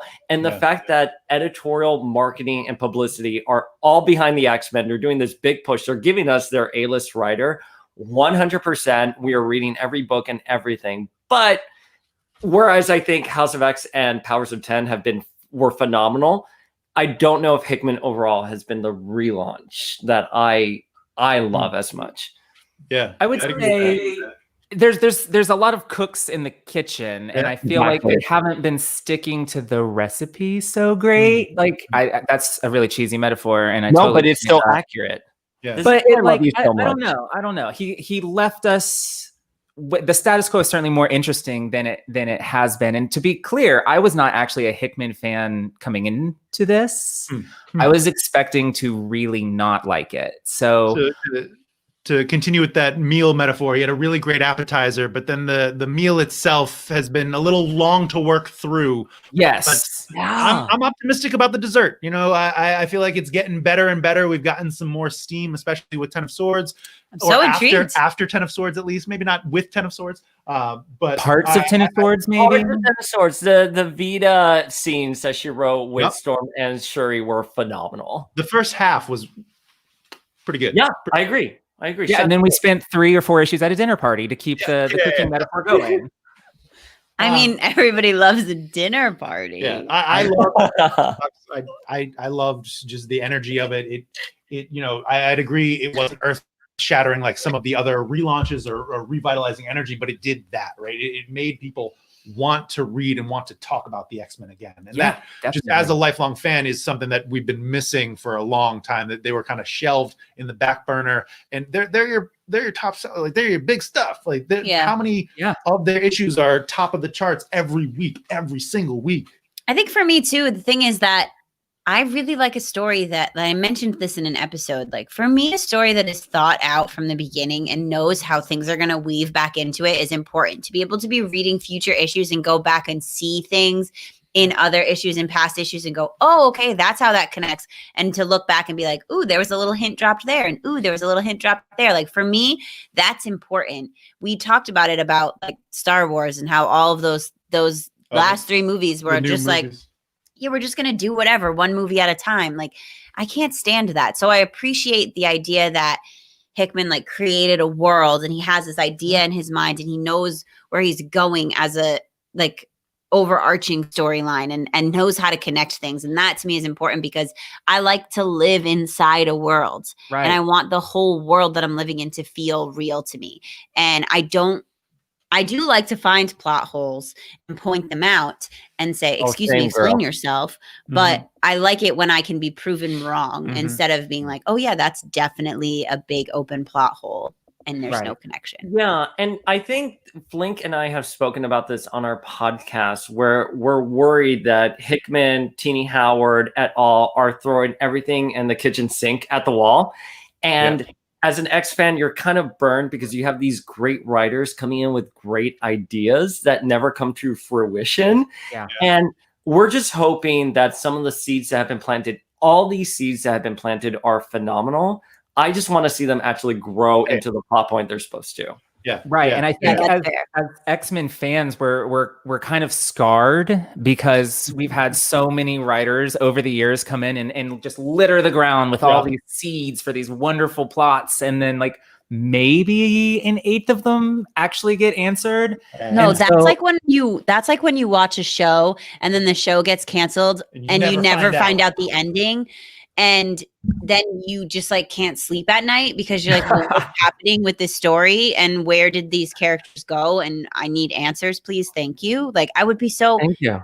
That would make me. I'm like, do I want to read these other stories? Are they going to give me nuggets and they're not going to tell me what happens? Well, wait, what do you mean? Like writers of 90s? I have no idea what you're talking about there. Well, and then maybe they'll tie some of them up with the new X-Men Legends. That's my hope. Yeah.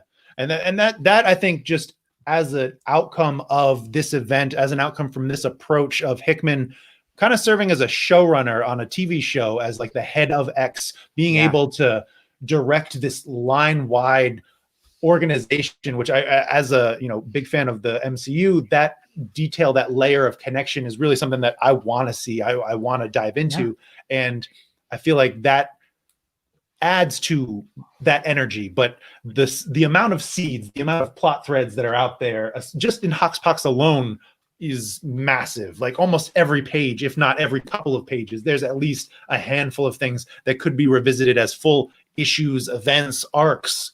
Yeah, like not that I want to get back into it, but tell me more about Year 1000. Yeah, right. What's up with the preserve? Yeah. Who are those other people? We have feels about that a lot. So, but we won't get ahead of ourselves. And I mean, come on. We talked about it earlier. What is going on with Monet's penance? Like what we have had no follow up on that. Looks like we're gonna get it in Reign of X, and I hope that it's good.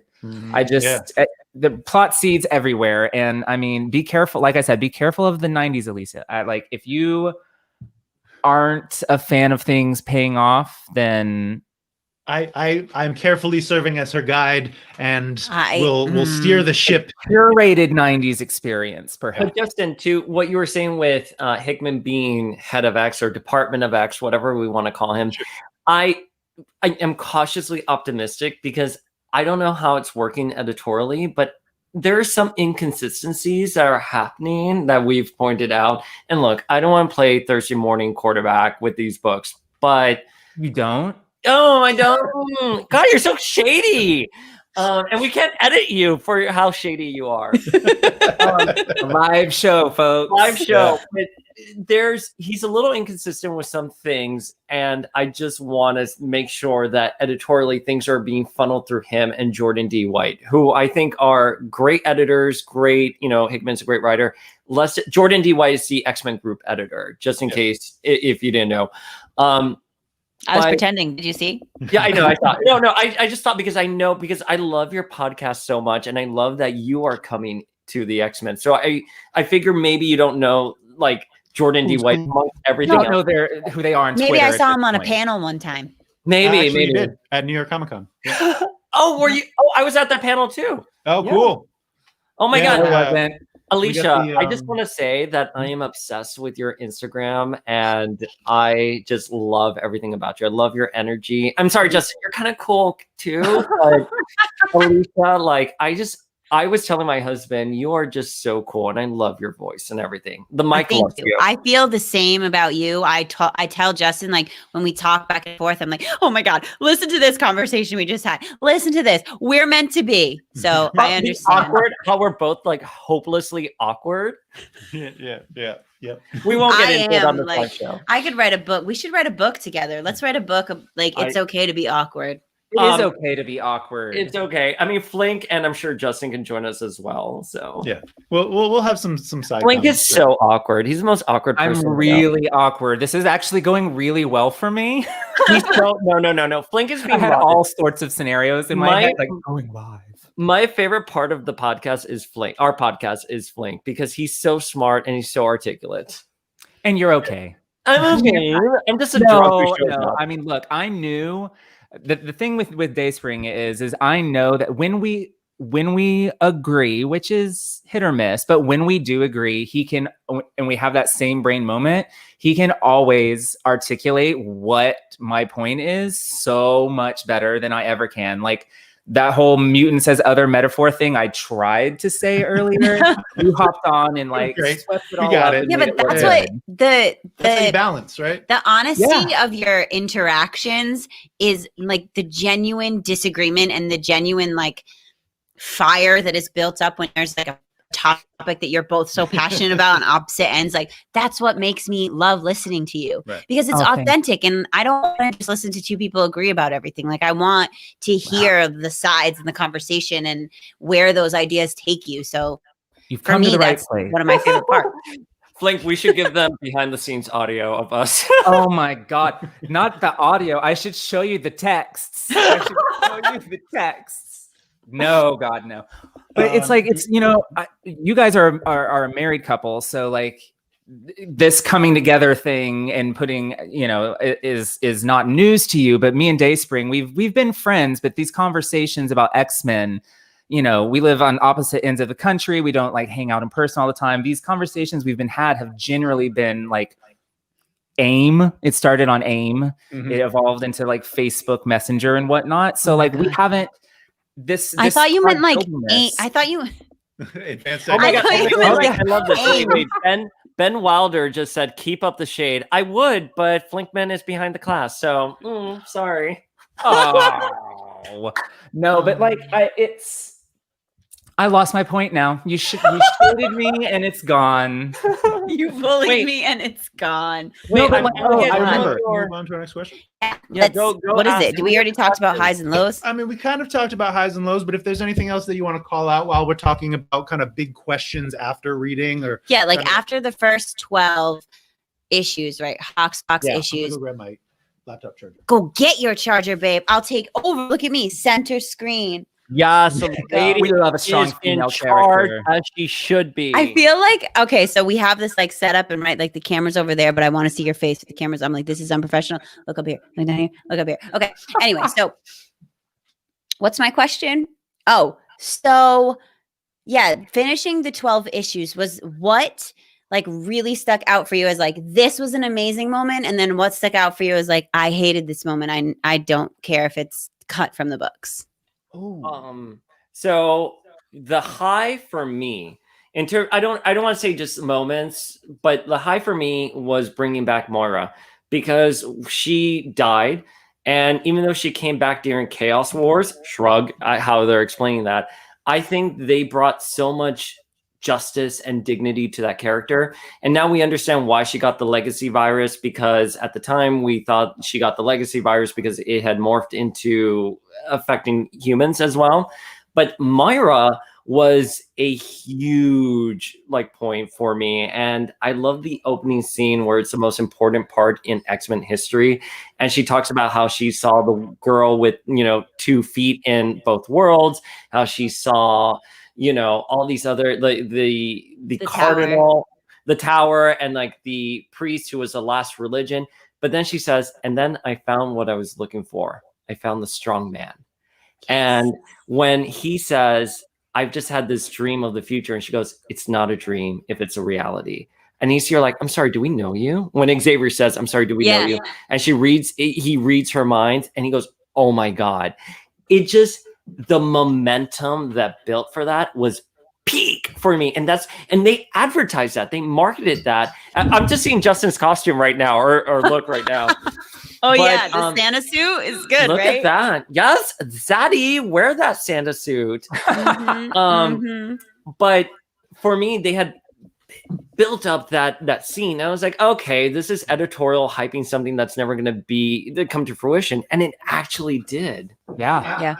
I felt similarly to the way that they recontextualized the seminal moments, right? To before even releasing any of these issues, to call this a game changer, a seminal moment in X-Men history. Can you plug that in on the other side? You got it, baby. Yeah, I so felt like that's kind of the high point for me is, I kind of mentioned earlier that crossovers and these big relaunches and things can all sort of deflate and kind of not go anywhere. And not only did Hoxpox stand on its own as like a really fascinating and interesting crossover, it also recontextualized the entirety of the X-Men's history, the entirety of these stories that I know and love. And it's making me go, and like look back on stories that I've read, years ago, and maybe be like, well, how does this fit in? How is this part of the plan? You know what I mean? Like it didn't just. Yeah, because there's that whole like when Moira's going through all her lives, like you're seeing all the past storylines and things that like are recognizable. Yeah. And you're like, It took the entire continuity of X-Men and folded it in on itself, and just kind of you could tell that Hickman had such a love of these characters, of this history, of these stories, that he was really just going throughout everything. Like, I'm going to play with this. I'm going to play with this. They use the metaphor in Marvel that the creators are playing in someone else's sandbox, and Right. you don't own the toys. You come, you play with them, and then you leave them when you leave the sandbox. But he just kind of took a section of the sandbox and he duplicated it, and he made his own little forest above it. And he's like, yeah, I'm gonna make trees and krakoa and plants. And But Justin, to your point, he was saying for a long time that this was always an idea he had about Krakoa being an island. And what I love about it is that he went full on Tolkien. And I can't wait. I don't know how we don't know how the X-Men will be translated into the MCU. But can you imagine, like, Hickman started creating Krakoan language. And remember when we were watching Lord of the Rings and all of us were trying to understand, how do you talk in Elvish? Like, how do you write these words? Now we're going to get that with the X-Men. And what Hickman did was create a whole new world for the X-Men that was never seen before. And it was just so incredibly wonderful. And I love it. I love that we have mutant language now. Another like huge, like big point for me was the scene where Xavier is talking to Cyclops. And Alicia, I don't know if you know the history here, but when Xavier looks at Cyclops and says, "This is when we believe Nimrod comes online." Mm-hmm. And Nimrod being this like futuristic, he's supposed to be so far off enemy, but no, this is his inception. If you're a reader, you understand this is fuck. Yeah. Like the stakes are high. I'm sorry. Can I curse online? Can I curse? You did it. It's over. Okay, I'm sorry. This is live. I'm like, can you just bleep that out and post YOLO. it? But anyways, frack. How about that? Frack. Battlestar Galactica. Frack. This is when Nimrod comes online. And what Hickman did, and he talked about this in interviews, what irked him about X-Men, the last 10 years that we got him, was that no one is respecting X-Men history. And Hickman took X-Men history. And there's a lot of things. I'm sorry, I'm reading Ben Wilder's comments right here as they're coming up. I don't know a ton of X-Men history, but I love Myra in the series. Yeah, Myra was so fantastic, and she is such a boss, and she's so cool. But Nimrod coming online, using that X-Men history was so wonderful. I loved it. So on the topic of Nimrod, when I was doing my like crazy person research after reading, I like looked up, like I just thinking Google was going to know exactly what I meant when I typed in Nimrod, like you're talking about the X-Men, but no. Nimrod Marvel. I do it all the time. No, but just Nimrod in general. Did you know, and you might have already known this, that basically Nimrod is this biblical hunter, and his job is to hunt for the gods. Like that's what Nimrod was originally, and he's credited with building the Tower of Babel in a way to get to connect the earth with the gods, and then the gods being like, no, you have new gods now. Right? They're even calling themselves the gods to be hunted. So I was like, whoa. You're blowing my mind right now. I didn't know that. I had no idea. Nimrod's also looking over my shoulder right here. Hi, Nimrod. I love Nimrod. We're talking about you. Where are you? This side. But to your other question of what were some low points for me in Powers of 10 and House of X, I'm going to tell you the biggest low point, and Flink is going to have a field day with this, was Jean going back to her 60s costume. Yeah. What the heck? And I think at the time, also, why is she called Marvel Girl again? Because she's Marvel Woman. Why not? But here's the thing. So we do know that Pepe Larraz, was it Pepe Larraz illustrated that first issue? I just want to make sure I got that right. Mm-hmm. He did have her in her X-Men Red costume. So there was some kind of editorial that said go back and redo that. Oh, in giant size? Huh? Are you talking about giant size? No. In House of X1, if you look at some of the early sketches that came out of it, Pepe Larraz had Jean in her X-Men Red costume. Presumably not the green and gold one that we got in Giant Size, but the one that we saw in the series. But editorial went back and said, no, we specifically want Jean in that costume. And Hickman said, well, it's mutant fashion that Jean would use some of her old costumes, but is there a reason why she would use that costume? And of course, we know in story that mutants can back up earlier versions of themselves. Yeah. So us crazy Jean Grey fans were worried. And there are many of you. Yeah, there are many of us. We are Legion. Speaking of the Bible, we are Legion.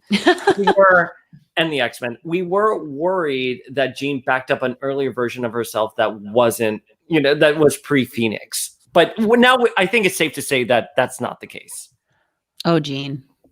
I think my low point for it, and it's, I don't know, is this a low point? I don't know. Maybe it's just a little bit of a gripe, is that everybody, they all were all kind of acting like pod people a little bit to me. Like nobody really was going, except for Monet, actually, and Emma. Monet and Emma. Hickman can write a sassy female character. I'll give him that. Love it. I love it. Frost.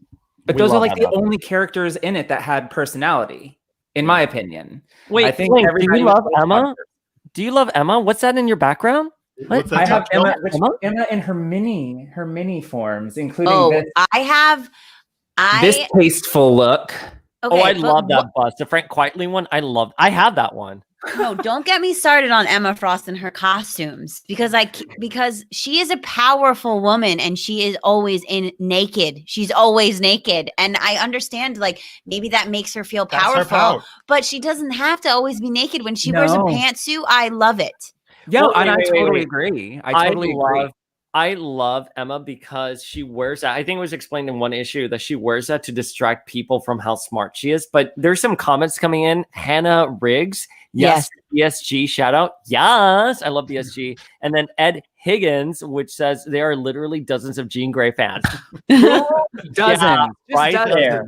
Dozens. Dozens isn't like a whole lot when you're taking into account the entirety of X fandom, right? Wait. There are a lot of Jean fans. Oh, right there. Illuminating. It's lit. It's ugly Christmas. Oh my God. I want to know, did y'all come up with your chimeras? Yeah. Yes. We did. Of course. So we put out a challenge or a request to folks on one of our episodes to come up with your ideal combination or something that you would want to do. If you could pick 3 mutants and combine their powers, what 3 mutants would you pick? Okay. So at first I really wanted to combine Dazzler and Emma Frost so that I could like refract light through myself and be a basic bitch.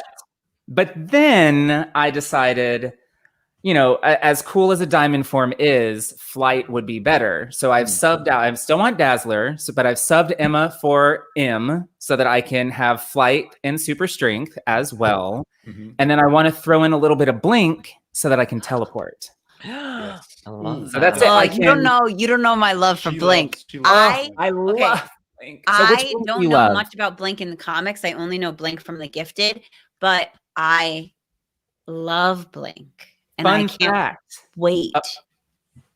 I was actually in the pilot for The Gifted. What? The back of my head is in a scene where the mutant registration agency like busts into the dad's work. That's awesome. So like Stephen Moyer was about, and Jamie Chung was like, she wasn't in the scene, but she was on set, and I was just like, oh my God, that's fucking Blink. Like I was dying. Amazing.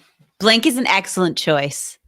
I was thinking, like I hate my dad would be so proud of me that I'm thinking practically, but like I'm like, what's a good practical power? These 2 power. Yeah.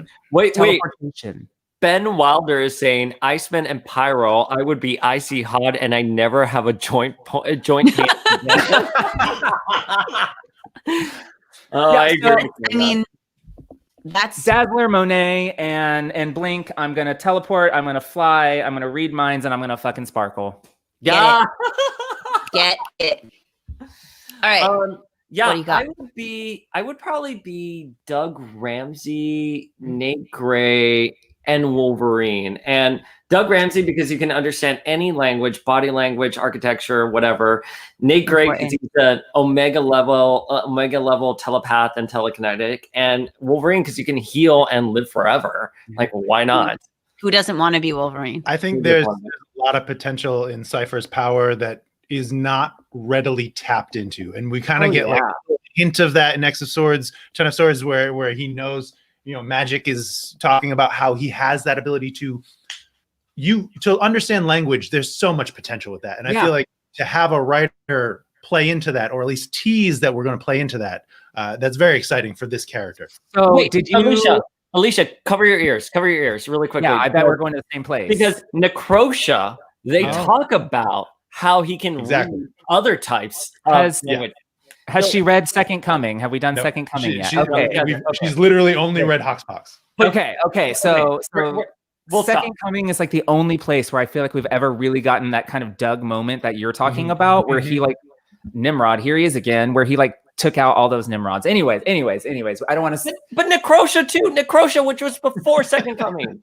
Anyway, I we was won't. actually just talking with a friend of mine about Doug and his power in Necrotia, and just like how that was a true realization of his potential. And I feel like agree. Zeb Wells, by the way, the garbage we're getting right now with Zeb Wells is just not Zeb Wells. Yeah. Like Zeb Wells during the New Mutants Necrotia era was phenomenal. Okay, we don't want to exclude you anymore. No, Alicia, come in. Sit with us, Sorry. please. while you do, tell us your chimera, babe. I'm so excited for my chimeras. Okay. Number 1, my one and only Magneto. Woo! Good I choice.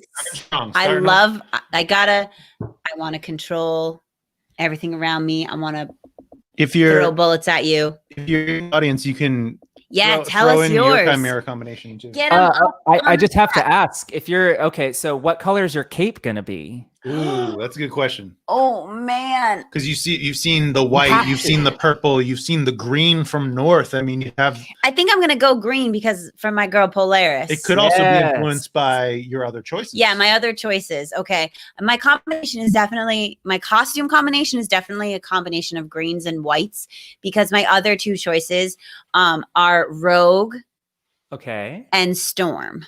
Perfect. Oh, that's the storm. Wait, why Rogue though? You can't touch people. I just like the ability to powers. steal powers from other people. Then you can be anybody. Well, Then why you don't- not be Yeah. Hope Summers? You can be Oh. Hope Summers. Hope. That's a.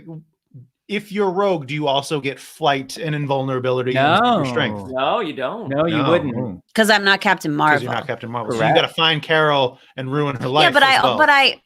I don't Girl, need to touch Good luck people with Brie because Larson. She will Yeah, take yeah, us yeah. all down. amazing. But I don't need to touch people because I have Magneto's powers and Storm's powers. That's true. Fair. So Okay, and I but- and I But can if you fly were going to that steal way. someone's powers, who would it be? Whose would I Who's your steal? bonus? Like, Who's your 4th power? oh man, my Ooh. 4th power. If you're gonna have Rogue's powers, you got to go for the bonus 4th power. gotta use right? You're right. I do. I gotta go. Well, then I'm going Blink. Yeah. Come, join me. Join me on the teleportation Then I'm side. going We'll blank see and the I'm world teleporting. together. That's it. We're traveling the world. Let's go. Boop, boop, boop. Here we go. Justin, One who little would you- circular portal at a time. who's your power set? My power set, and actually, Alicia does not know. I don't. He wouldn't tell me. mine. My number one, or my first, not number one, but my first one is Forge. I've Oh, always that's a been good fascinated one. with Forge's ability, and I tried to give you some hints of the fact that, like, I love Forge. He's one of my favorite X-Men, and just this idea that you can understand and build literally anything that you Yeah. need or want. I just feel like it opens up a whole lot of possibilities. Yeah. Okay, first of all, Ed saying no capes. I've been saying, okay, so Mr. Sinister has his whole thing about loving capes, and that issue when we were reading it, I was just like, no capes, Edna, no. I do love a cape, so. I mean, you got to have the cape. I get it. I'm It's sorry, not practical, Ed. but why are you going to be practical? You're a superhero. Yeah, Um, you don't need to be. wait. Okay, so Forge, want. Here we go. Who Why else? is that want? I don't know. You don't like Forge? You don't like that ability? First of all, Justin shared the picture of Forge in his Forge is- sassy shorts. Forge's first appearance. Yes. She texted me a screenshot. That's Forge.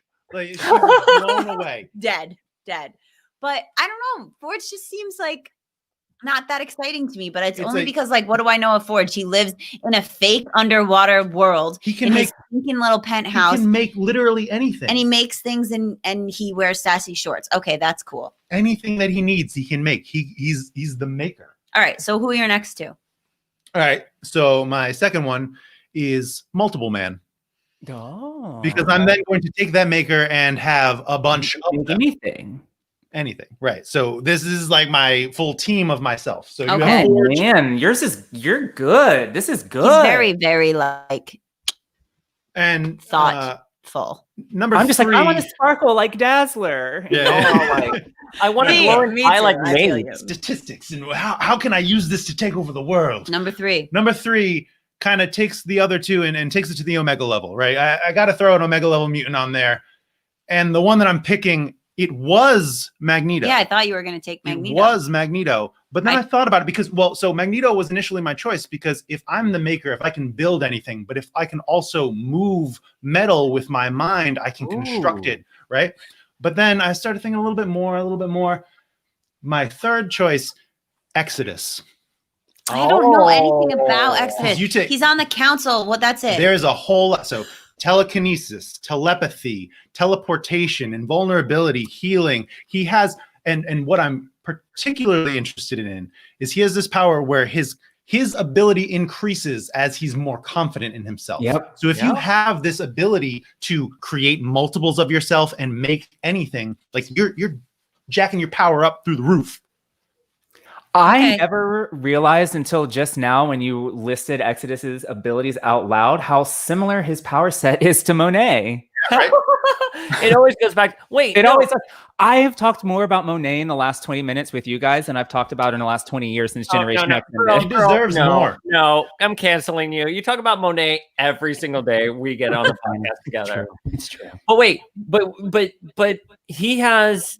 Exodus has longevity, right? He can live. He's lived for a long time. Is that because he's? And I'm sorry, I'm a little dusty here with Exodus. Is he an external?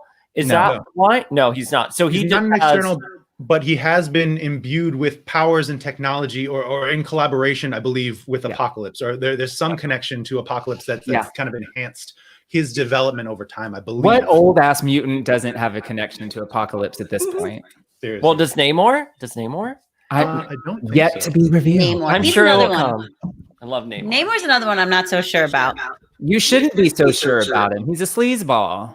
I know. I do want to call out a couple other ones that we had. Yeah. Hit me with the ones we got. So from our friend Andy. Oh my God, Andy. And I'm so ready for this. He submitted this via text. I know you're watching, Andy. So Iceman, Hi, Andy. Wolverine, and Magneto. Oh my God. You can have like ice claws. Yeah. That's what I was gonna say. Ooh. I can't believe that hasn't been done. Yeah.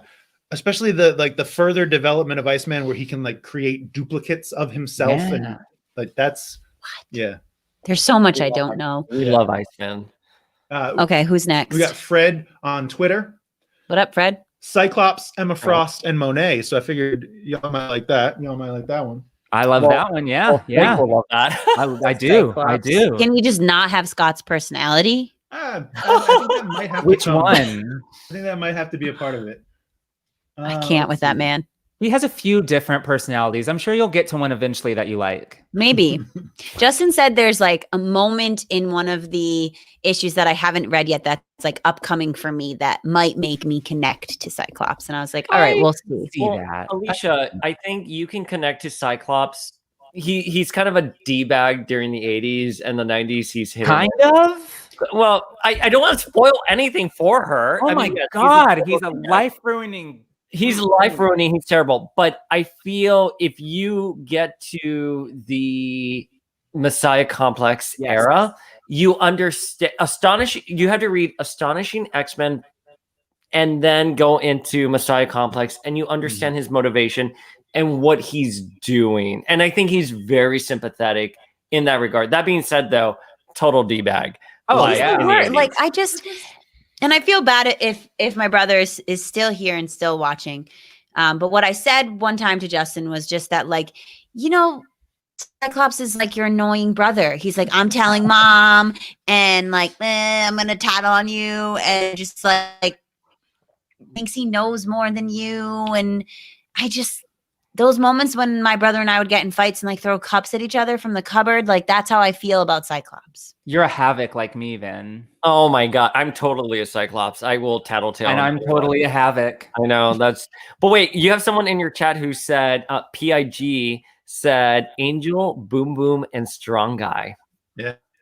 Are we talking that. Warren Worthington Angel, or are we talking Angel Salvador? Oh, look Ooh, at good you. question. Yeah, That's a good I question. assume they meant I Warren. assume Warren. I assume Yeah. Warren, but like Angel still as well. And then you have someone else who said Nightcrawler. Excuse me. Comic Knowledge said Nightcrawler, Colossus, and Gambit. Yeah. Combo. There was the one we talked about on a previous episode, our friend Juan, that did Archangel, Gambit, and Kitty Pryde, and this idea that would this character be able to charge the flechettes before throwing them? And we got in this back and forth conversation, and then they would explode, and then he could become intangible. That was a call out of a really good choice.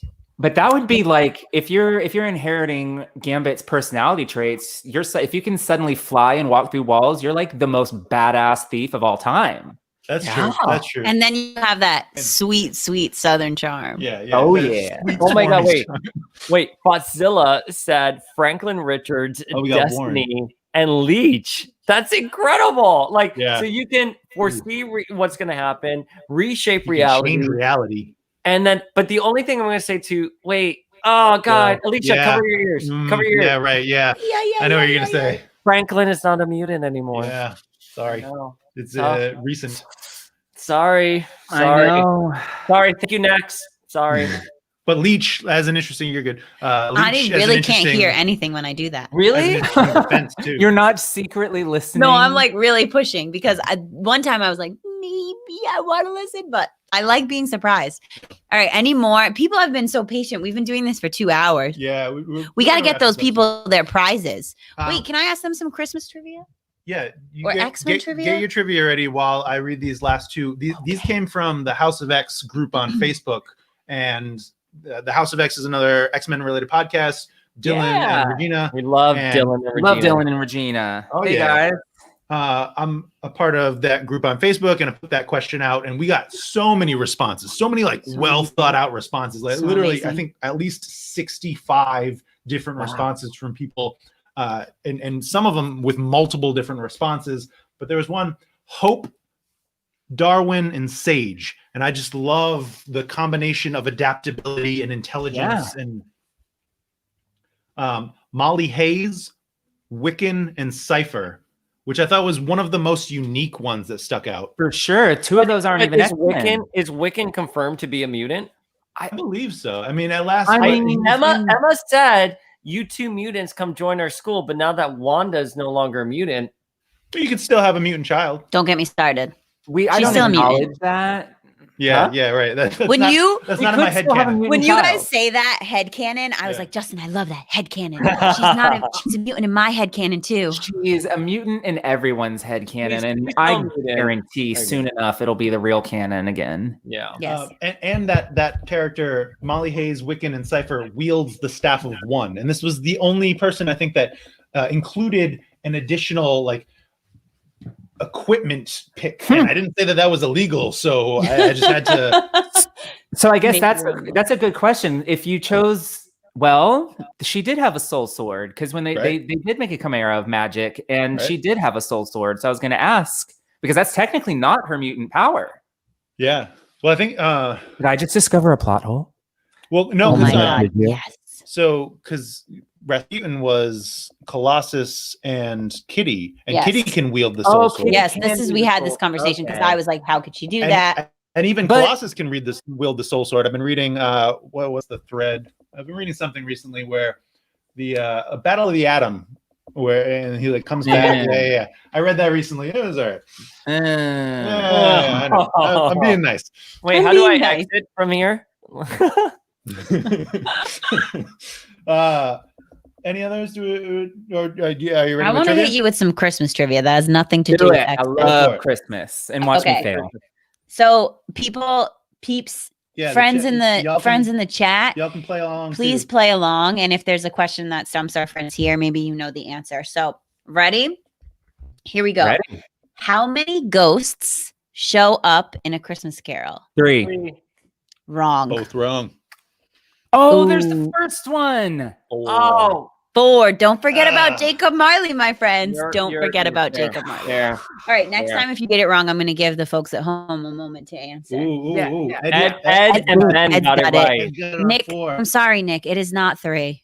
By the way, and someone just said, hang on, wait, Wanda All is a these mutant. people are Ed, right. you're right. She's not a mutant anymore. No, Ed, There listen. might be 5. Yeah, and Muppets. That's why she's a pretender.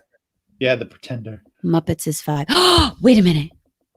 Did you just get your own trivia wrong? No, you just called Wanda the pretender. That's okay, so that's in a Sinister Secret, right? And you don't know. Well, wait. Yeah. I mean, guys, But- I have so many fine. questions after reading House of X that Yeah. I want to go back to House of X, so we can definitely chat about it. We can have a very long conversation. Okay, so because I just breached the surface of my notes earlier. All right, in the movie Elf, what is the first rule of the Code of Elves? I haven't seen Elves. What? I don't like Will Ferrell.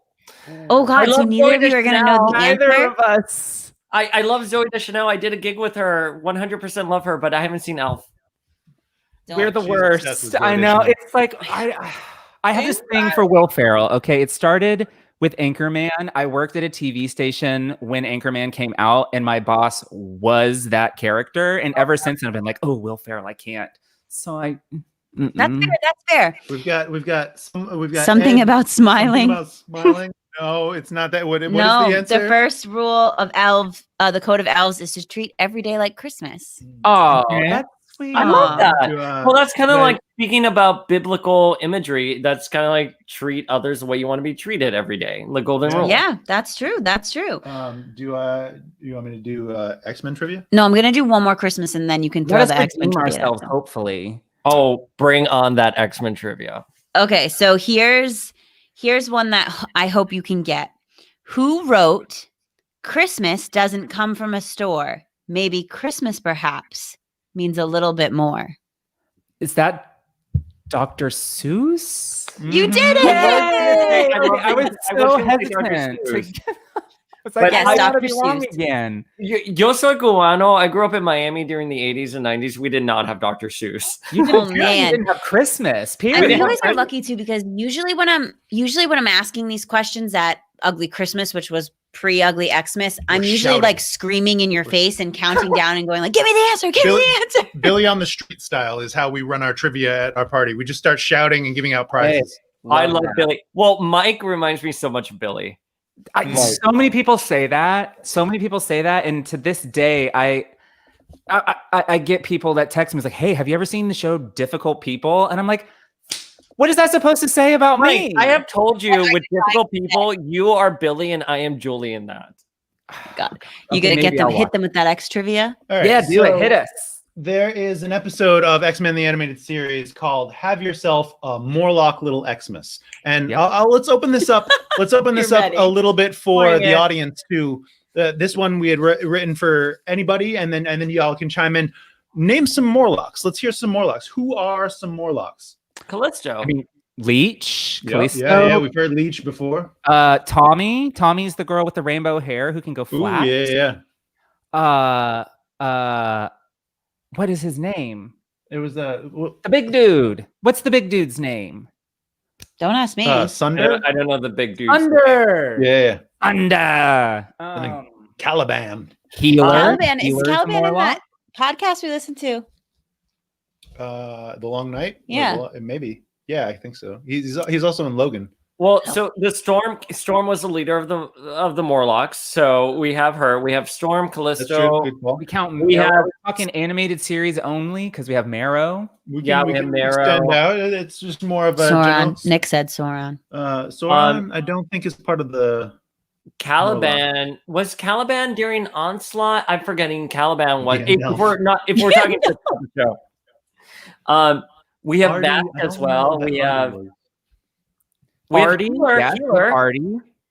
Yeah. Yeah, I think We have- Artie. we already was said just, Leech. yeah, Artie just goes wherever Leech goes, but I think he was more just a ward of X. Oh, Factor, that's right. Yeah, I guess he wasn't actually. Yeah, definitely, totally. Yeah, Totally. Captain Morlock. Artie, no, you Dave. knew that. You could have corrected us. Mask. I knew it. Oh, Mask. Yeah, Mask. Great call. Oh Andy. yeah. Mask is a great Morlock. I'm forgetting who it was in the anime series, but Pestilence, who would become one of the Horsemen, she was a Morlock as Yeah. well. Famine? Or no, that was another horseman. I'm trying to think what her real name And, was. oh, Yeah, what's yeah. the old lady? Annalie? Annalie? Yep. Ooh, yeah. And scorpions. Who Yeah. brainwashes Jean Grey? Jean should have known better. Yeah. And just the whole stuff with Kitty, it was just some stuff. So sticking with, I've got two questions now for you all, and we can still, audience, keep on going, but still have yourself a Morlock little Christmas. What, and let's see, will this show up? Yeah. What song will Wolverine not sing in Have Yourself a Morlock Christmas? Oh God.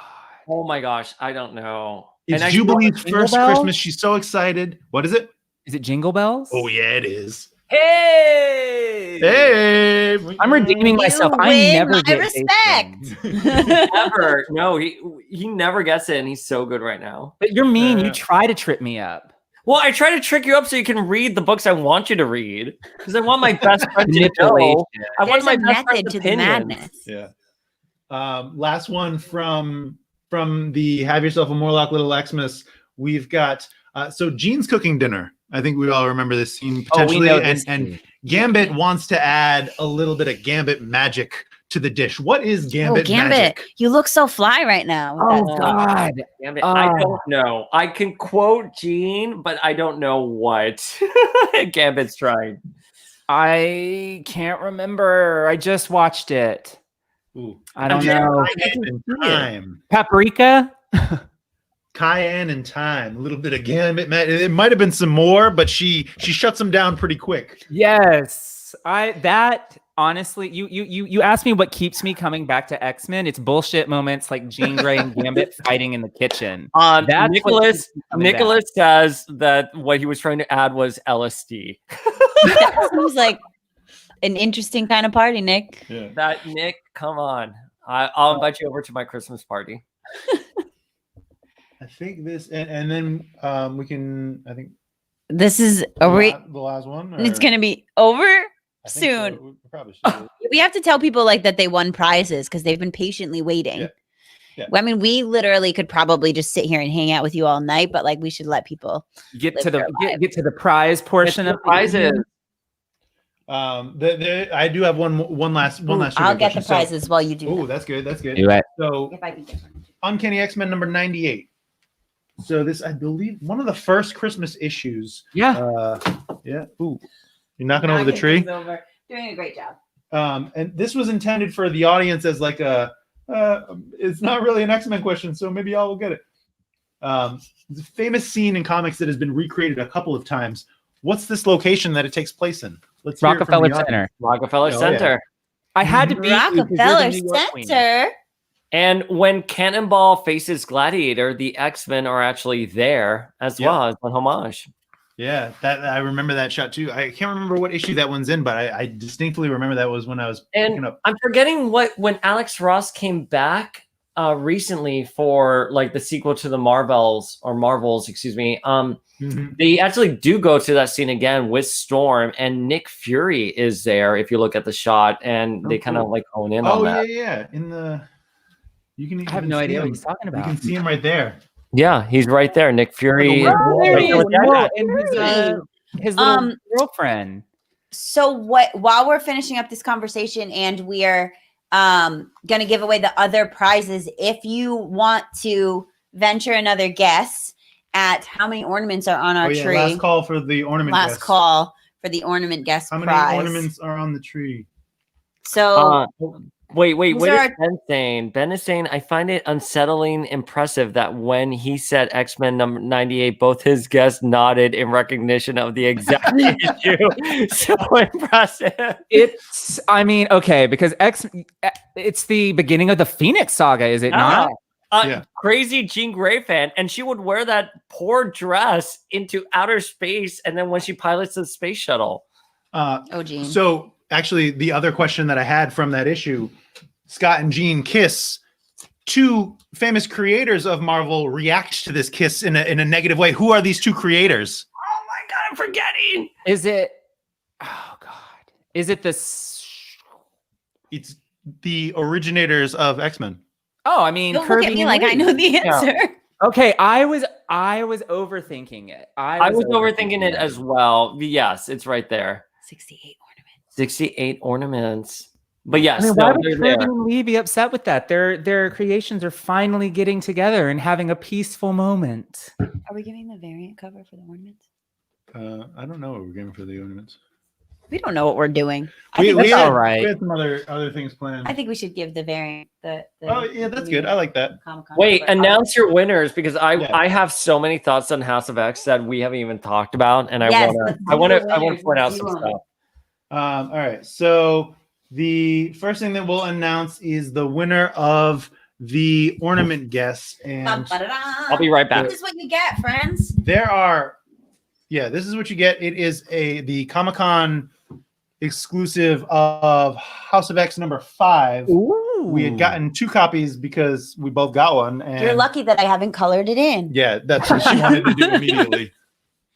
And the winner is Andy with a guess of Andy? 69. There are actually 70 ornaments on the tree right now. Sorry, Nick, you are so close. Yeah, Nick on the last minute with 68. So close. Andy, you get a prize. And I don't have to mail it because I see you. That's great. Okay, now are we gonna do? Yeah, we're gonna do sword. So I had taken. So if you haven't been following us on Instagram and That's terrible, Twitter, Blair. yeah, we ran a couple of giveaways to kind of get Ugly Christmas talking about Vanna and Whiting just it. share it. And it was you can retweet or share in your post. And then I took all the entries and I put it in a randomizer, and we got our winner. Our winner of our sword issue number 1 is Luke on Twitter. Luke, congratulations. Yeah, Luke. Luke. Thanks for hanging out. Thanks and for thanks hanging for out. participating. And Yeah. you're a winner. And then And now. Andy is reacting to winning. What? Andy's I won? Me, Andy? Yes. Oh, is Andy, that the you. best X-Man ever I see there? Yeah. ooh. Yep, he's your number the greatest. one. We have our last prize, right? We have Marvel's Jump Beast, Hank McCoy. Who, by the way, I just realized his name is actually Henry. Boo! You must really hate this winner if you're giving him Hank McCoy. They are actually really excited at the opportunity to win it. Yeah. It is Crash and Taz's movie seller. Yeah, our Crash and friends Taz. on Instagram. They have some of the most entries on this prize. They wanted this prize. You know, They wanted this. eyes on the prize. prize. That's how you Great. win. That's how you win. You enter a bajillion times. Great work, Crash and Taz movie seller.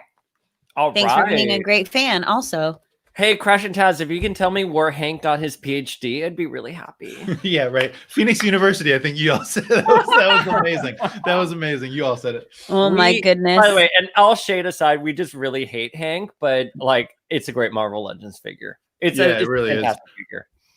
I have a custom head that I had bought that is him in his pensive face. Well, he's a little more Right. chill. Yeah. Maybe a What little should more have come chill. or what will likely come Yeah, in the 'cause re-release. he's so angry. He's so really Don't so worry, angry. they'll put it on a retro card soon enough. Yep, that's what I'm thinking. Cool. So that Yeah, that's our Ugly show, Christmas. folks. That's the, We did it. Yeah, We did it did live it. and it was long, but thanks for sticking with us because we had so much about fun. 2.5 hours. Yeah. That's the longest episode that we've had so far, and we didn't even get to all of it.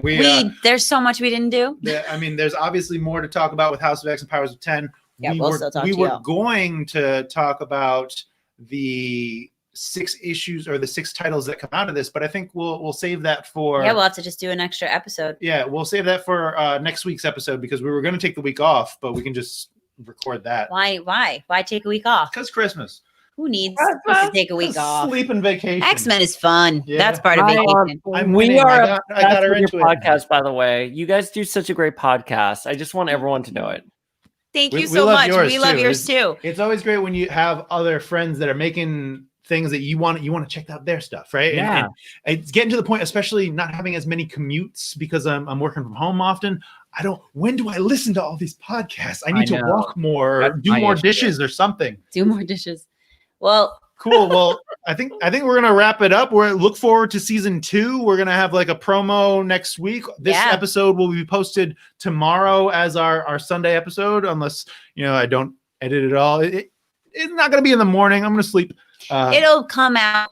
You have rehearsal tomorrow, right? I have so many rehearsals tomorrow. She's got a show. Ooh, did we have that video? We didn't do it. But let me just tell you right now, if you're still watching, tomorrow, on Facebook, there will be a live stream. It's called the Rhody Red Holiday, and it is an event that I'm a part of with my dance company, Metamorphosis Dance Company. I'm doing a solo in the show, and it's raising money for the Autism Project of Rhode Island. So it's a bunch of local Rhode Island artists doing their thing, celebrating the holidays, raising money for a good cause. So that's tomorrow at 6:30 on Facebook. Check it out. Check out post her the social link. media. Yeah, it's on my social media at Wilder Moves on Instagram. So check it out there.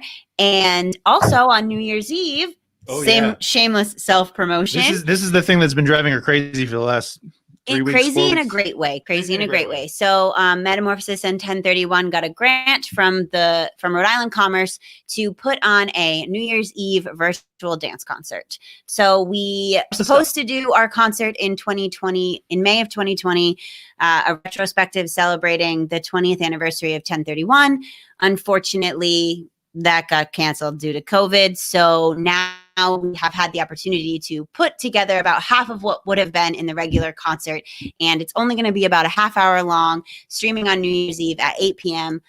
You can check out the 1031 Productions or Metamorphosis Dance Company pages for that stuff. So stay connected, stay classy. And until next time, old friend. Charles!